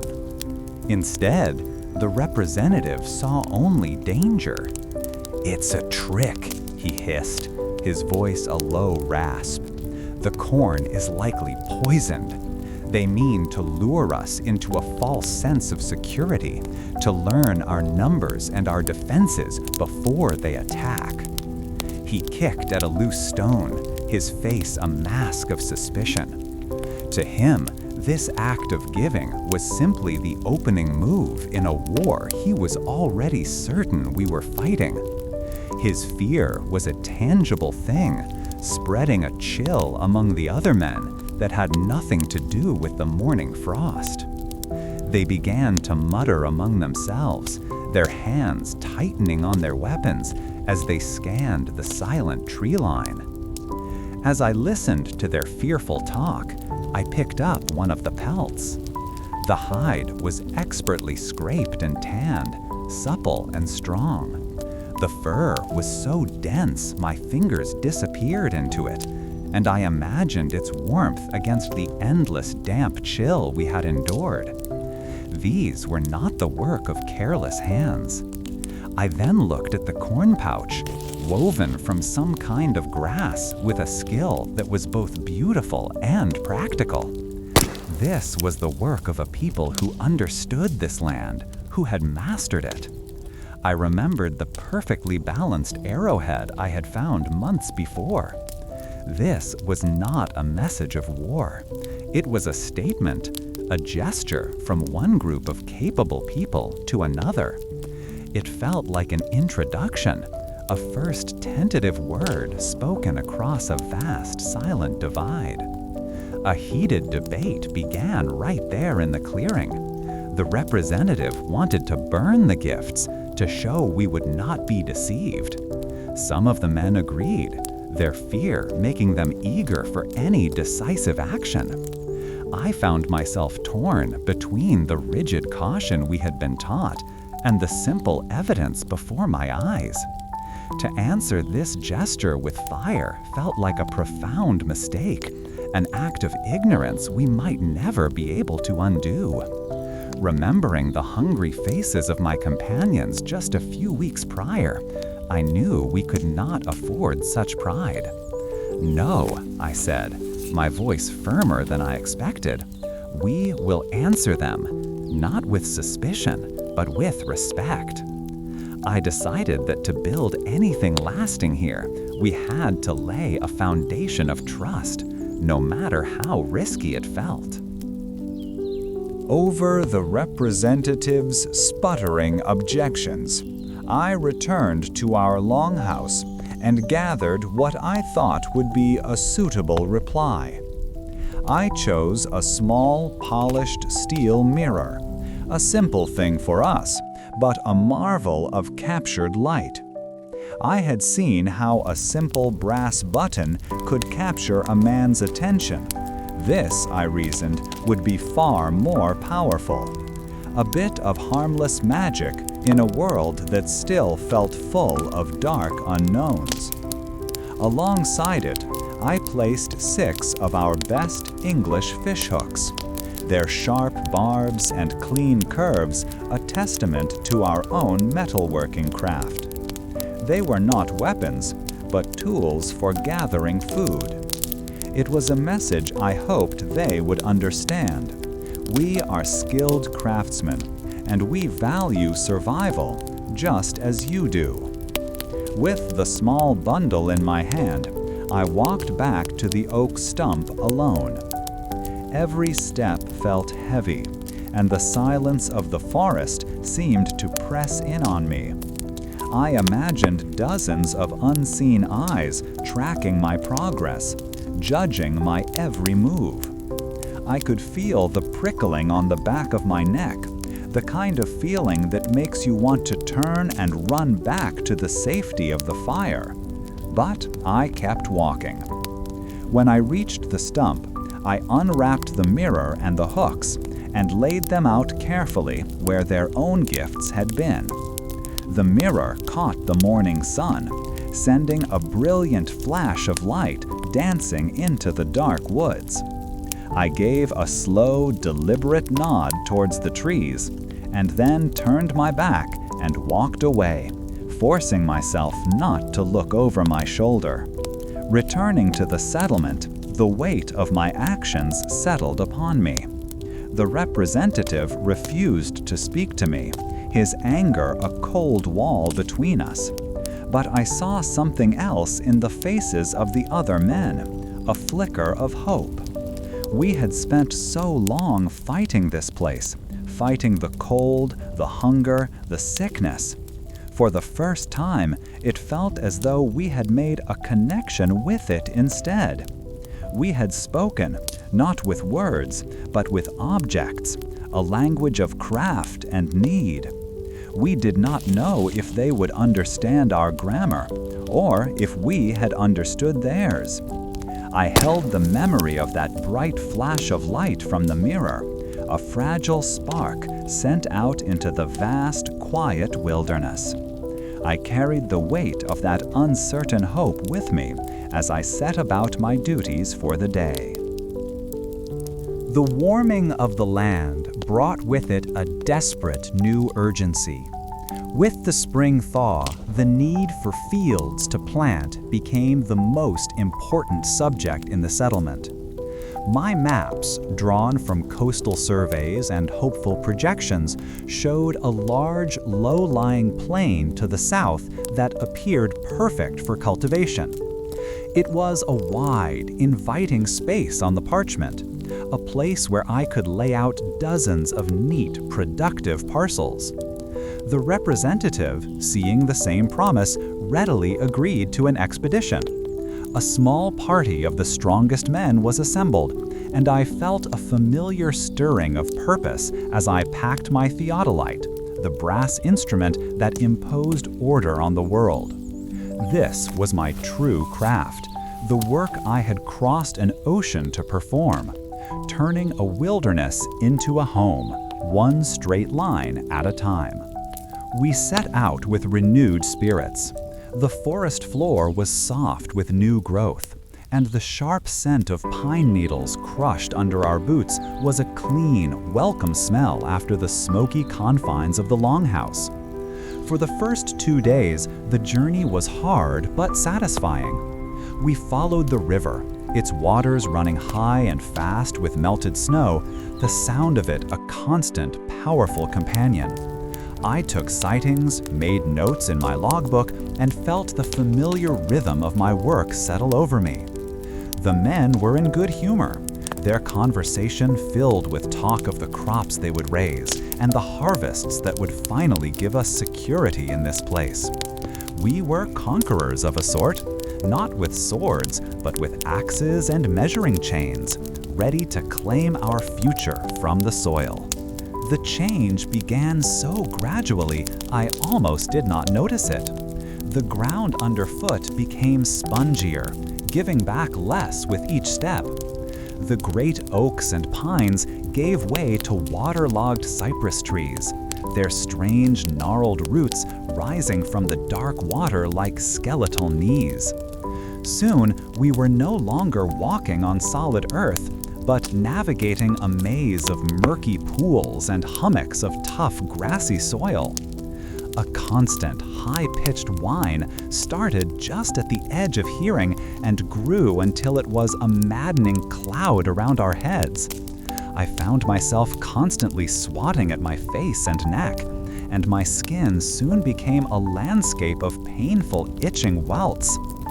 Each breath I took seemed to require more effort, as if the air itself had grown reluctant to enter my lungs. The smell was the worst part. It was a thick, clinging odor of decay, of vegetation rotting for centuries in stagnant water. It was a smell that got into the back of my throat and stayed there, tainting the taste of our dried biscuit and water. My tools, which felt so capable in the forest, were now clumsy and useless. When I tried to set up my theodolite, its legs sank deep into the soft muck, making any accurate reading impossible. My Gunter's chain, a tool of absolute precision made of 100 interlocking links, became coated in a foul-smelling slime, its length a mockery in a place with no solid ground to measure. The neat lines on my map felt like a lie, a foolish dream drawn in a comfortable room an ocean away. It was on the 4th day that the first man fell ill. He was a stonemason from Cornwall, a man as solid and uncomplaining as the rock he used to work. At first, he just slowed his pace, wiping his brow more than the rest of us. Then a violent shivering took hold of him, his teeth chattering uncontrollably, though my own shirt was stuck to my back with sweat. We laid him on a patch of semi-dry ground and covered him with our spare blankets, but the shaking would not stop.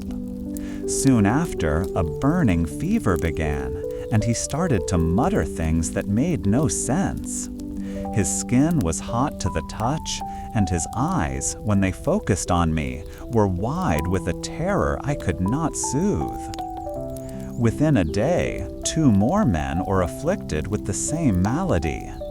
The terrible cycle of bone-rattling chills, followed by a consuming fire, took hold of them, leaving them weak and helpless. The healthy among us could do little more than offer them water and watch with a growing sense of dread.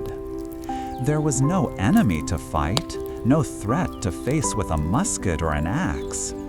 The danger was in the very ground we stood on, in the whining insects, in the water we had to drink. It was a poison we could not see or measure, an enemy my craft had no way to defeat. My professional pride, the confidence of a man who could chart the earth and bend it to human will, crumbled into dust. It was replaced by a cold, sharp fear. I had led these men here. Their lives were my responsibility. The decision to turn back was the easiest and hardest I had ever made. There was no hope of surveying this place. The only goal now was survival. We fashioned crude litters from saplings and blankets to carry our sick companions. The retreat was a waking nightmare. Every step was a struggle against the sucking mud that pulled at our boots, threatening to drag us down. The weight of the sick men was immense, and we had to stop every few hundred paces, our muscles screaming with effort, our lungs burning. The sounds of their labored breathing and feverish moans were a constant, grim soundtrack to our desperate march. My mind, usually occupied with angles and distances, became focused on a single, desperate task: getting these men back to the settlement alive. I discarded all thought of my failed survey, of the representative's disappointment, of my own shattered ambitions. Those were luxuries we could no longer afford. My world shrank to the next step, the next patch of solid ground, the next sip of water for a man whose lips were cracked and dry. I felt the raw weight of my failure, not as a surveyor, but as a leader. I had mistaken a drawing on a piece of paper for the reality of the land, and these men were paying the price for my arrogance. When we finally stumbled back into the clearing of our settlement, we were a shadow of the hopeful party that had left. We were covered in mud and insect bites, our faces etched with exhaustion and fear. The sight of our small, rough-hewn longhouse felt like a vision of paradise. We carried the sick inside, their fate now in the hands of God and whatever simple remedies our small community possessed. The others gathered around, their questions dying on their lips as they saw the condition of our companions and the look on our faces. No grand report was necessary. Our defeat was written on our very bodies. That evening, I unrolled my map of the territory on the rough planked table. The beautiful empty space to the south, the one I had marked for our future prosperity, now seemed to mock me. It was not an empty space at all. It was a place with its own ancient and powerful nature, a nature that had met our simple English ambition with a swift and terrible rebuke. I had tried to impose my lines upon it, but the land had its own, and they were lines of sickness and death. I took my charcoal and drew a heavy X over the entire region, marking it not as a field for planting, but as a place to be feared and avoided. My professional world, once so clear and defined by the certainties of mathematics and measurement, had become a confusing and dangerous place. The tools of my trade were not enough. The knowledge I had brought with me from England was incomplete, even foolish, in the face of this immense and indifferent wilderness. I had come to chart a new world, to draw its future with crisp, certain lines. Instead, my mission to map this land had led my men to the brink of the grave. The retreat from the fever swamp had broken more than just our bodies. My professional pride, once as polished and reliable as my brass theodolite, lay shattered in the mud somewhere behind us. We had carried our sick back on crude stretchers made of branches, their shivering and moans a constant reminder of my failure. For weeks after, I could not bring myself to unroll my maps. They felt like lies, their clean lines and confident measurements a mockery of the buzzing, stagnant reality that had defeated us. The representative, his face pale and drawn, said little, but his silence was heavier than any spoken rebuke. He had trusted my expertise, and I had led his men into a place of poison. My grand plans for the colony, drawn with such certainty back in London, were now just scraps of useless paper. This failure forced a hard truth upon me. My English methods were not enough. The tools and techniques that could tame the rolling hills of home were like trying to carve a sculpture with a sledgehammer here. This land would not be conquered by a surveyor's chain. It had to be understood on its own terms. So I put my instruments away. I began to walk, not with the purpose of measuring, but of watching. I left the settlement at dawn, my only tools a small hatchet and my own 2 eyes. I started to notice the subtle shifts in the trees, how the oak and hickory preferred the high ground while the sycamores clustered by the water. I learned the feel of different soils by crumbling them between my fingers. The gritty sand near the coast, the rich, dark loam further inland that held the dampness of morning long after sunrise. It was on one of these walks, following a small game trail, that I came across something that changed everything. The trail opened into a clearing, not one of our crude stump-filled creations, but something older, softer. The trees at its edge were mature, their branches reaching over a space that had clearly been open for many years. In the center were dozens of small, rounded mounds of earth, arranged in a pattern that was not quite random, but not quite a grid either. It looked messy, a far cry from the perfect straight furrows of an English field. My first thought was that this was the work of some lazy farmer, but something made me stop and look closer. This was the place I'd seen in my mind's eye from my previous explorations, a small clearing that showed past human activity. I knelt by one of the mounds, running my hand over its surface. From the rich, dark soil, 3 different kinds of plants were growing, their lives tangled together. A thick stalk of corn rose from the center, straight and strong. Climbing up that cornstalk, as if it were a purpose-built trellis, was a bean vine, its delicate tendrils wrapped securely around its partner. And spreading out around the base of the mound, with huge shading leaves, was a squash plant, its broad canopy protecting the soil from the sun and choking out any weeds. My mind, so accustomed to separating and ordering things, struggled for a moment to grasp what I was seeing. It was a jumble, a chaos of green. But the longer I looked, the more I saw not chaos, but a system. A new idea began to form, a concept so different from my training that it felt both foreign and thrilling. Each plant was helping the others.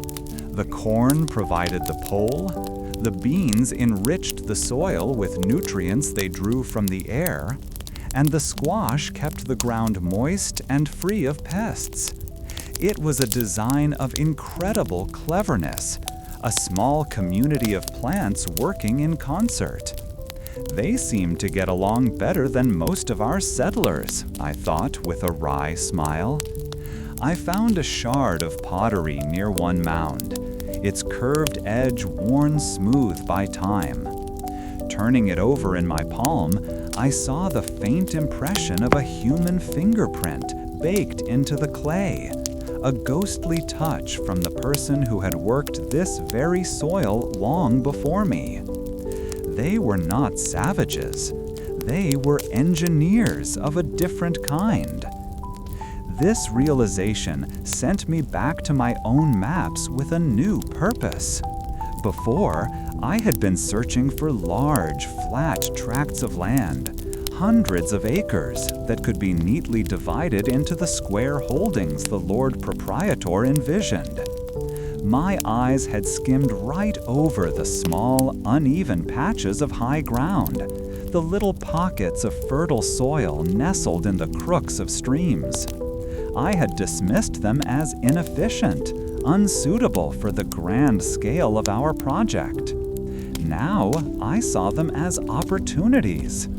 The people who had lived here before us had not tried to flatten the world into a drawing. They had worked with it, finding the places where life wanted to flourish and helping it along.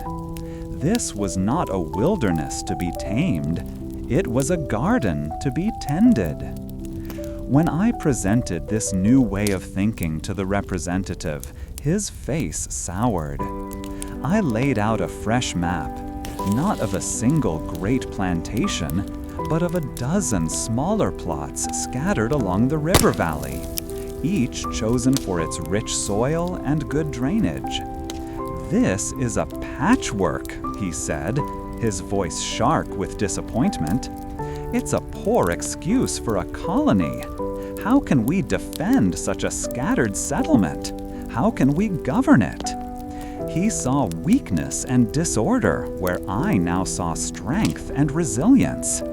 He was still thinking in terms of straight lines and imposing control, while I was beginning to understand that survival here meant being flexible, like the bean vine that finds its strength by leaning on its neighbor. Part of me understood his position. It was a rejection of everything we knew, a surrender to the wildness of this place.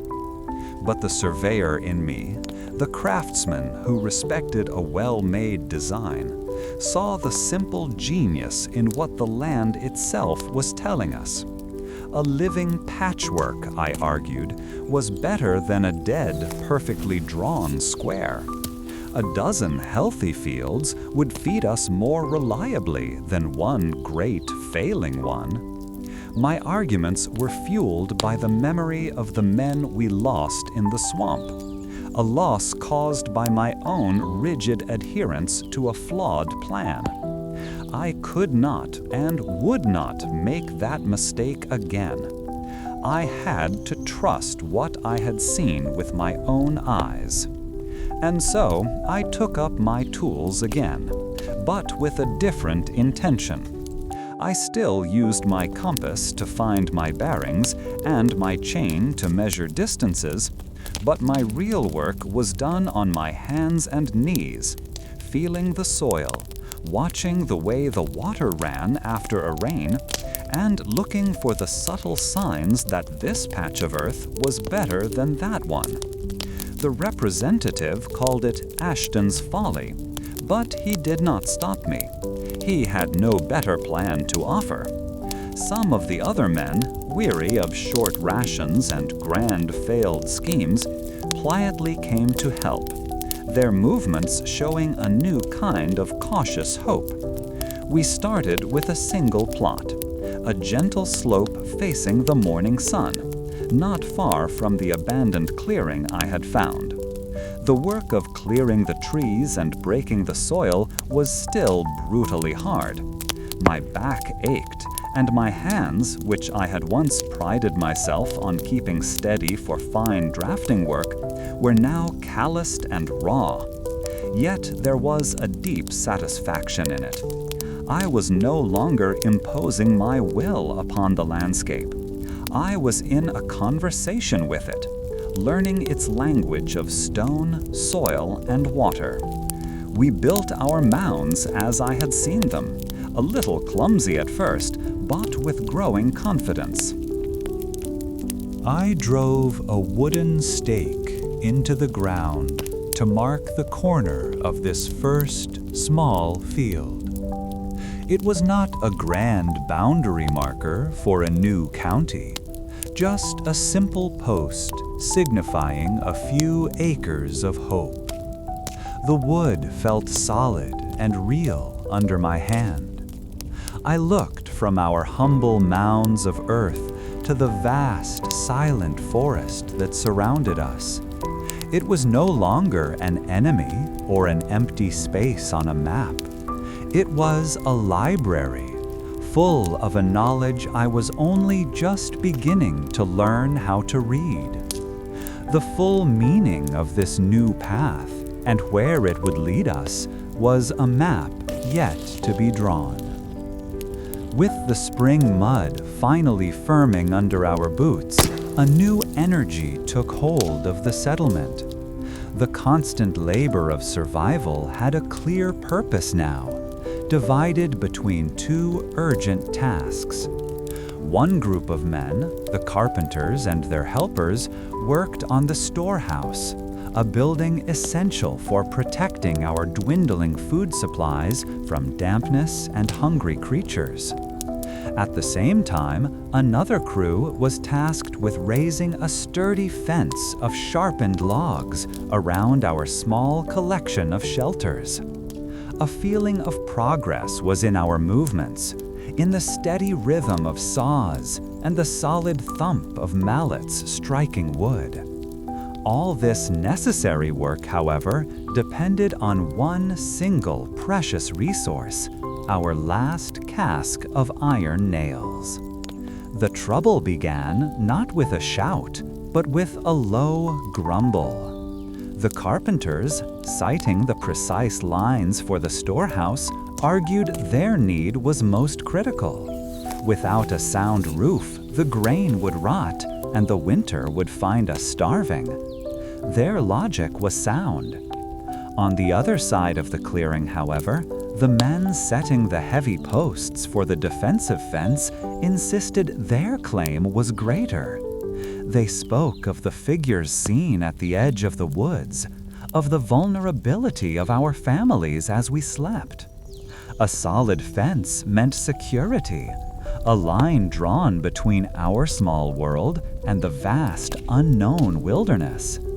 Because of this, their claim also had the weight of truth, and neither side was willing to yield. From my position, marking out the corners for a new cabin, I could hear the voices grow sharper. The representative strode over, his hands on his hips, attempting to impose order. But his words were just more noise in the rising clamor. The men were tired, their nerves worn thin by months of hardship, and a deep fear drove both arguments.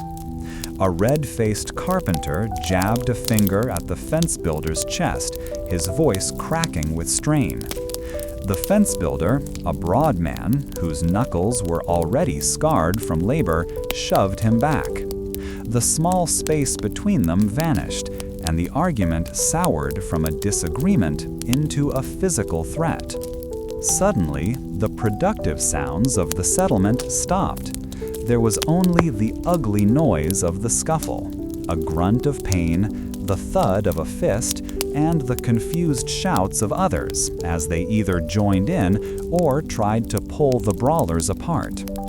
I watched as two men, who had shared a thin blanket for warmth just weeks ago, now clawed at each other in the dirt.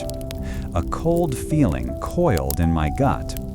All our work, all our losses at sea and to sickness, felt as though it could come undone right here, not by a storm or a fever, but by a simple, bitter dispute over a handful of metal. Our little community felt as fragile as a clay pot, and I was watching the first crack appear. Part of me wanted to let the representative handle it, to simply stand back and wait for him to restore order through his authority. But the craftsman in me, the part that understands how things are built and how they fall apart, knew I had to act. I saw that this wasn't about nails anymore. It was about pride and fear, and if we shattered now, no amount of authority could piece us back together. This community was a structure, just like any building, and its foundation was trembling. I realized that if I did nothing, I would be just as responsible for its collapse as the men throwing punches. I set down my measuring chain, my movements calm and deliberate. Without a word to anyone, I walked through the angry crowd, which parted slightly as I passed. I found a solid length of oak, a leftover from the framing of the longhouse, and picked up a spare hatchet that lay nearby. The tool's weight felt solid and familiar in my palm. I carried the log to the center of the clearing, set it on a stump, and swung the hatchet. The clean thwack of steel biting into wood cut through the shouting.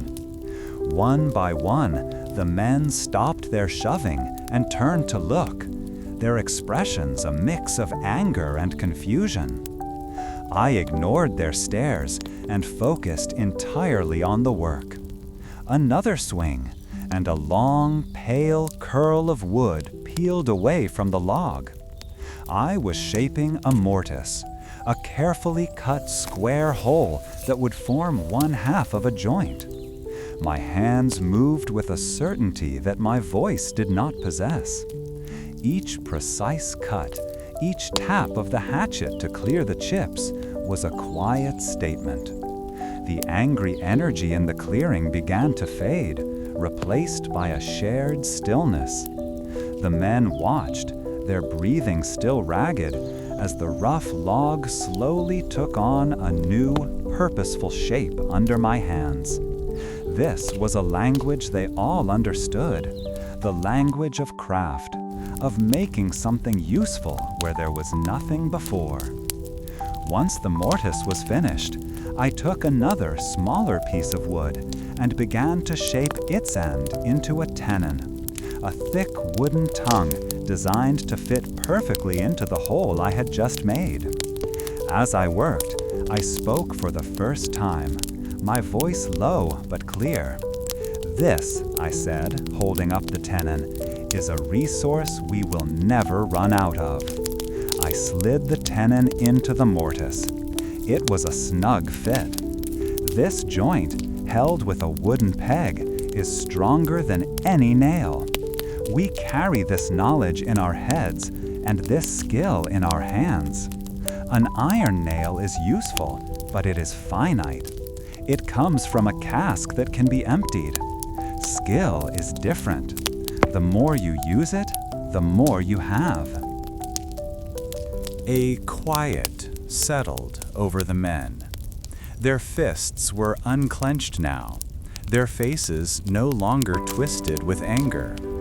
The carpenter who had thrown the first shove stepped forward, his eyes on the wooden joint in my hands. He picked up a piece of scrap wood and his own adze, a cutting tool with a curved blade, and began to mimic my cuts. A moment later, one of the fence builders joined him, asking a quiet question about the proper angle. The harsh mix of sounds from the earlier argument was gone, replaced by the scrape and chop of tools on wood and the low murmur of men sharing what they were learning. The two groups, once ready to tear each other apart, were now working together. Carpenters showed the fence builders the finer points of shaping the joint, and the fence builders showed the carpenters how to select the strongest grain of wood. They were no longer two factions fighting over a scarce resource, but one group creating a solution together. The representative stood by, watching this unfold, a look on his face that I could not quite read. Perhaps he saw, as I did, that the real foundation of our settlement wasn't a fence or a storehouse, but this fragile, powerful ability to work as one. As I stepped back and took in the scene, the air no longer felt tense. My breath came easier. The sounds of productive work filled the clearing once more, a testament not to the tools we had brought, but to the ingenuity we had discovered within ourselves. We were learning that our survival depended less on what we possessed and more on what we knew. My own understanding of what bound a community together had shifted in a way I hadn't expected. It was not a shared hope or a common defense that formed the strongest bond, but a shared skill, freely given and patiently taught. The quiet work of joining wood with wood had brought a fragile peace to our settlement, a harmony born from shared purpose. That newfound unity gave us the courage to respond to the messages left on the stump at the edge of the woods. The gifts we had exchanged, first the pelts and corn for our mirror and hooks, had grown more frequent. They were a silent conversation, a series of questions and answers left on a neutral ground. Now, That conversation was to be given a voice. The day came when one of their hunters, a man with eyes that missed nothing, approached our sentry not with a gift, but with a gesture, an invitation. Because of this, 3 of us, the representative, myself, and a young man who had picked up a few dozen words of their tongue, were now walking a path no Englishman had ever walked before. Our guide made no sound as he moved, his feet seeming to know every root and stone. By contrast, my own heavy leather boots crunched and snapped every twig, announcing my presence to the entire forest. I felt clumsy, an oaf in another man's finely crafted workshop. The representative, for his part, walked with a hand near the pistol at his belt, his face a mask of suspicion. He saw this as a necessary risk, a meeting with potential adversaries. I, however, felt a craftsman's curiosity. The man who made that first arrowhead, the people who left those perfectly tanned beaver pelts. I wanted to meet them not as a landowner or a conqueror, but as one maker of things meeting another. My surveying tools, my chains and compass suddenly felt like very blunt instruments for the task ahead. After what felt like miles, the forest opened into a clearing that was clearly the work of men. It was not a violent gash in the woods like our own settlement, but a space that seemed to belong there. Several long, curved structures made of bent saplings and covered in wide sheets of bark stood in a loose circle around a large central fire. The scent of burning hickory wood reached me, a clean and sharp smell that was very different from the smudgy coal fires of London. A few dogs barked at our arrival, but were quickly silenced by a quiet word from a woman tending a cookpot. People stopped what they were doing to watch us, their faces unreadable. And I was deeply aware of my stiff wool coat and the bright metal buckles on my shoes.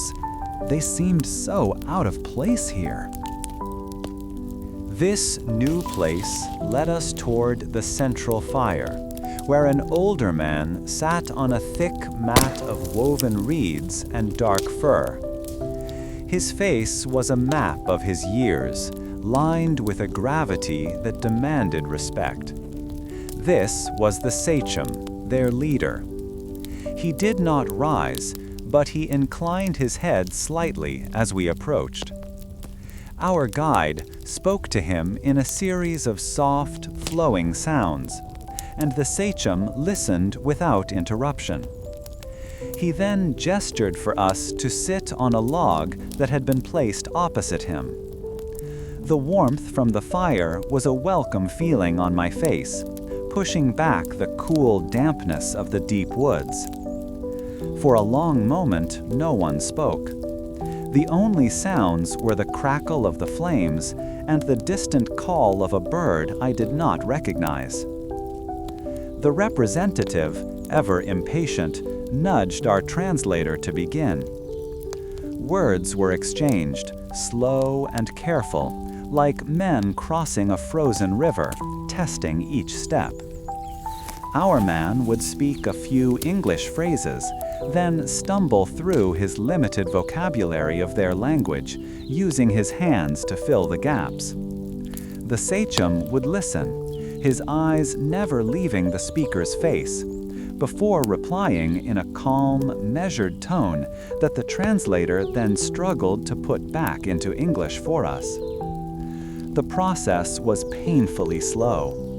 It felt less like a negotiation and more like trying to build a bridge from 2 different kinds of wood, with 2 different sets of tools, hoping the ends would eventually meet in the middle without collapsing. During this time, a woman brought us wooden bowls filled with a thick stew.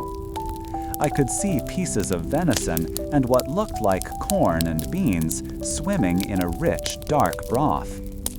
My stomach, so used to a bland diet of salted meat and hard biscuit, rumbled in a way that was probably not very diplomatic. I took a hesitant taste with the carved wooden spoon she provided. The flavor was astonishing, earthy and savory, with a hint of some herb I'd never known. It was the taste of the forest itself, a meal that could not have come from anywhere else but this specific piece of the world. By contrast, the representative barely touched his suspicion extending even to their food. As the talk continued, I found my attention drifting from the halting words to the sachem's hands. He was not an idle listener. As he spoke or considered a reply, he held a piece of smooth, dark stone and a shard of flint, and his fingers moved with an unconscious, practiced skill, striking off tiny flakes.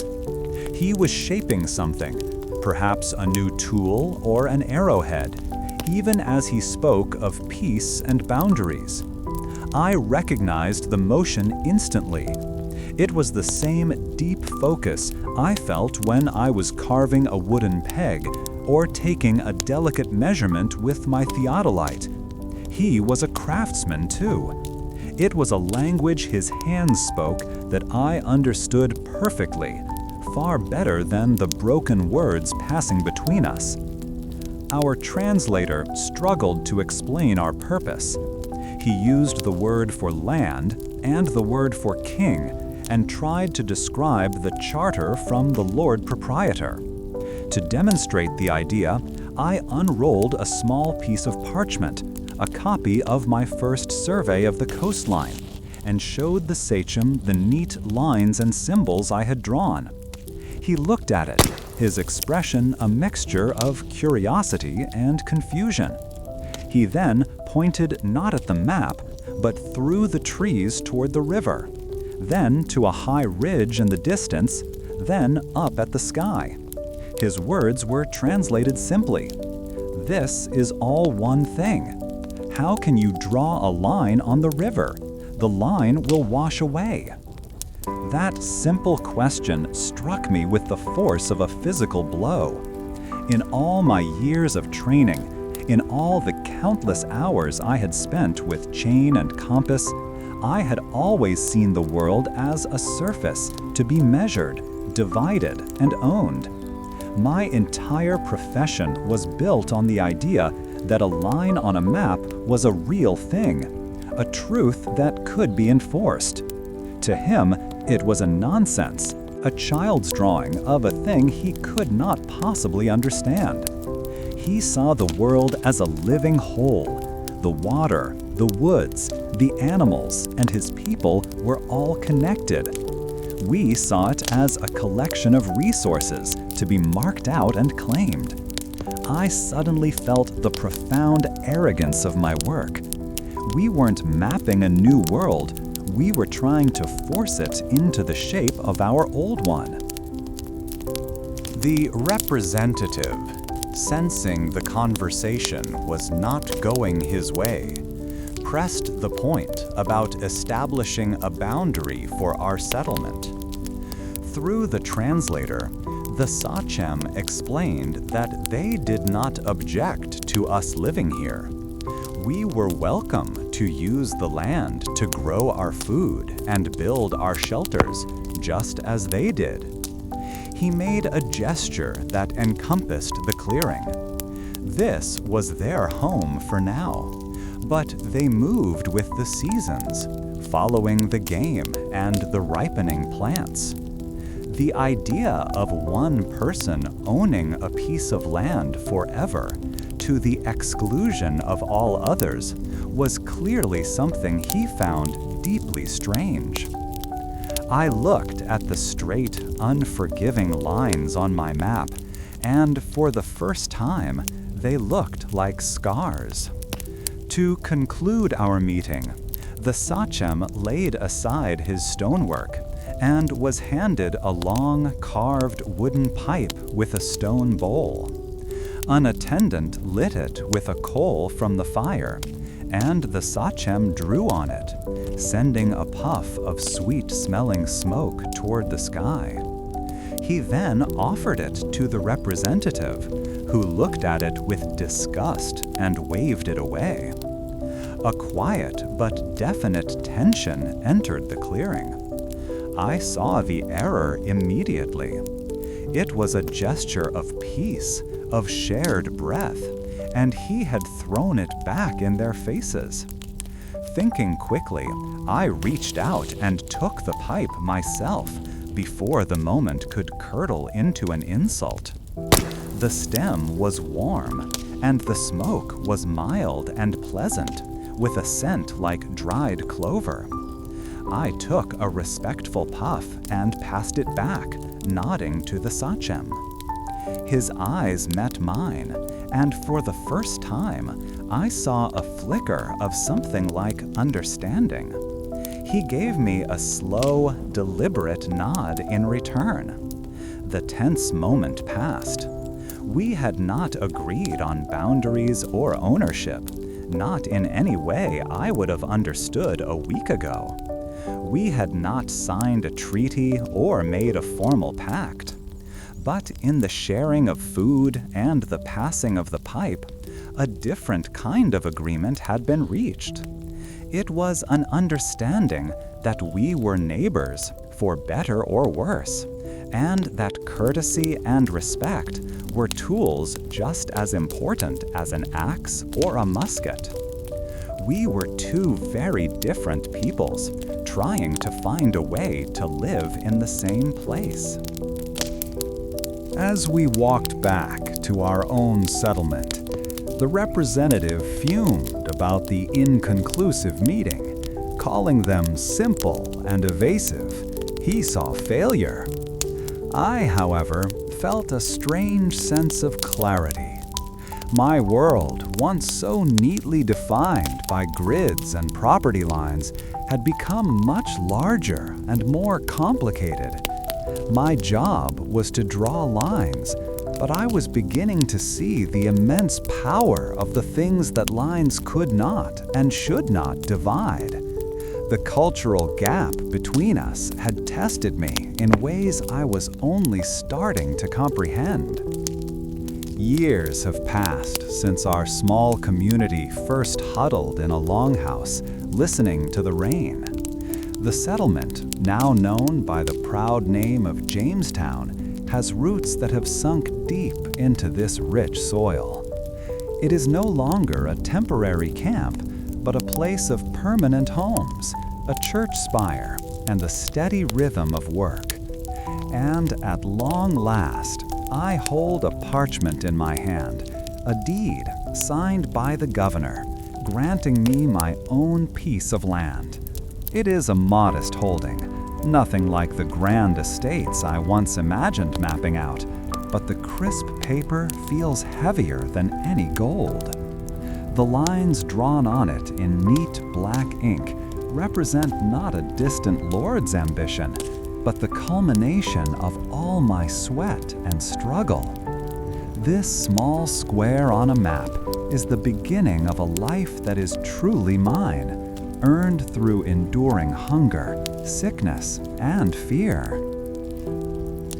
Following this, I did not take out my Gunter's chain or my theodolite to measure its boundaries. Instead, I walked the land with a different purpose. My boots pressed into the soft earth along a bend in the river, and I let the place speak to me. I felt for the high ground where a house would stay dry, and I noted the cluster of tall oak and pine trees that would provide the timber. The air that moved through the leaves carried the scent of damp soil and sweet fern, a fragrance that had become more familiar to me than any English garden. I ran my hand over the rough, furrowed bark of a great oak, its texture a solid promise of strength. This was no longer an alien wilderness to be conquered with straight lines. It was a home to be understood. After days of quiet observation, I found the perfect spot, a gentle rise overlooking the water, sheltered from the north wind by a thick stand of trees. The work of building began with the ring of a single axe. Each swing sent a shockwave up my arms, a feeling that was both painful and deeply satisfying. I paused often, not from the effort alone, but to wipe the stinging sweat from my eyes and watch as the wedge I cut grew deeper and deeper. The sharp, clean scent of pine resin filled my senses, as the first giant fell with a great crash that echoed across the river. For weeks, this was my life, from dawn until I could no longer see my hands in front of my face. The felling of trees was followed by the slow, careful work of hewing them into flat-sided logs. My hands, once accustomed to the delicate brass of my instruments, were now thick with calluses and stained with sap, but they moved with a new and powerful confidence.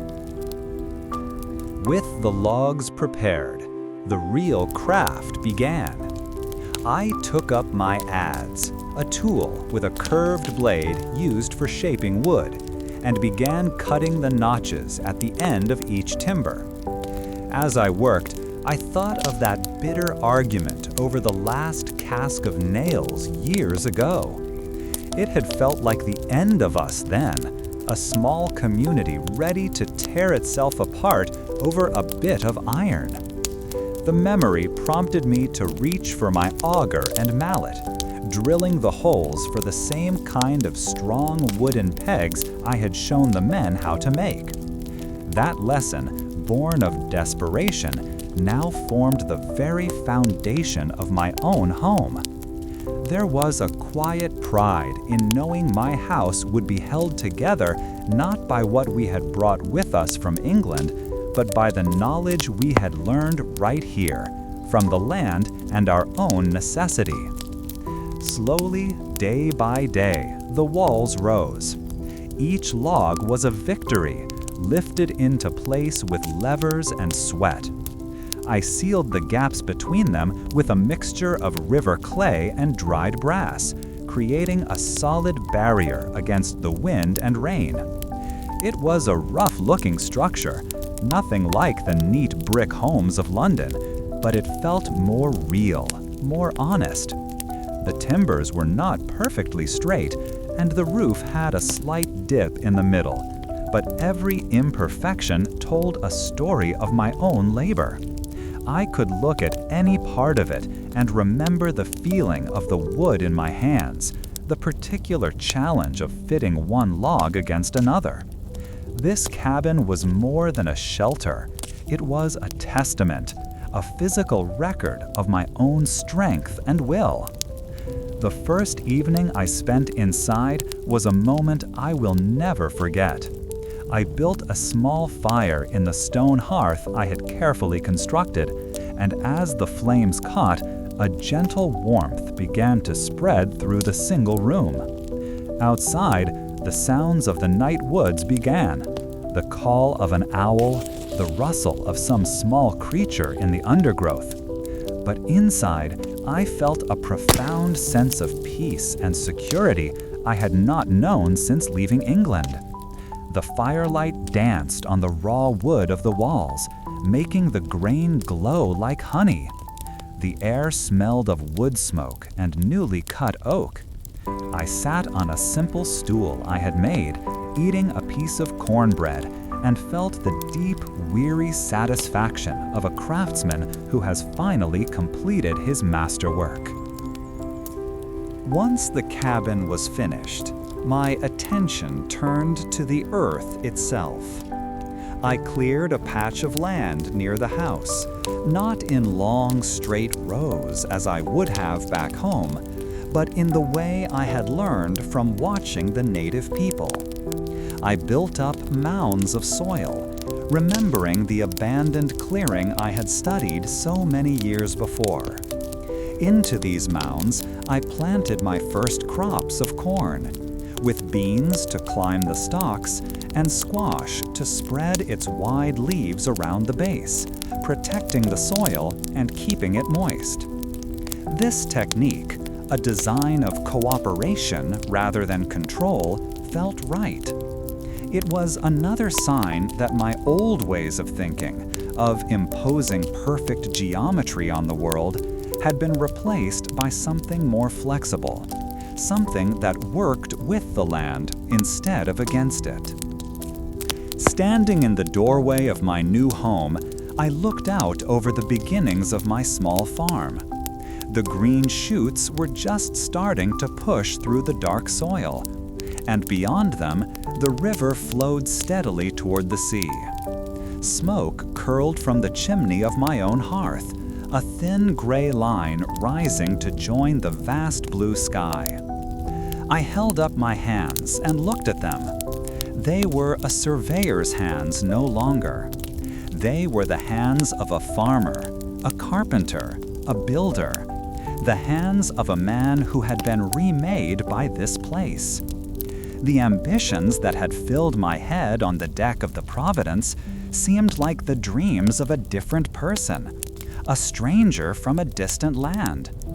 That man had wanted to draw lines on a map to claim a fortune. I, on the other hand, had simply wanted to build a home. The realization that my true reward was not a grand estate, but this small, sturdy cabin and the life it represented settled deep within me. I was not the same man who had stepped off that ship with polished tools and a heart full of pride. This new world had taken much from me, my companions, my certainty, my youth, but it had given me something far more valuable in return. It had given me a sense of myself, forged in hardship and built with my own two hands. The quiet satisfaction of this place, a home born not of a deed but of a life lived, lingered in my mind as the first stars began to appear. Summary. This chapter details Thomas Ashton's personal journey years after the initial settlement, focusing on the deeply personal and physical process of building his own cabin and farm, reflecting on his transformation from an English surveyor into a self-sufficient settler adapted to the new world. End state. Thomas has successfully built a home and started a small farm on his own land grant, achieving a personal sense of belonging and fulfillment that transcends his original ambitions, marking his complete adaptation to his new life. And so our exploration of the first British settlers in America comes to a gentle close for tonight. Let us leave them as the last light fades from the sky over their new, uncertain world.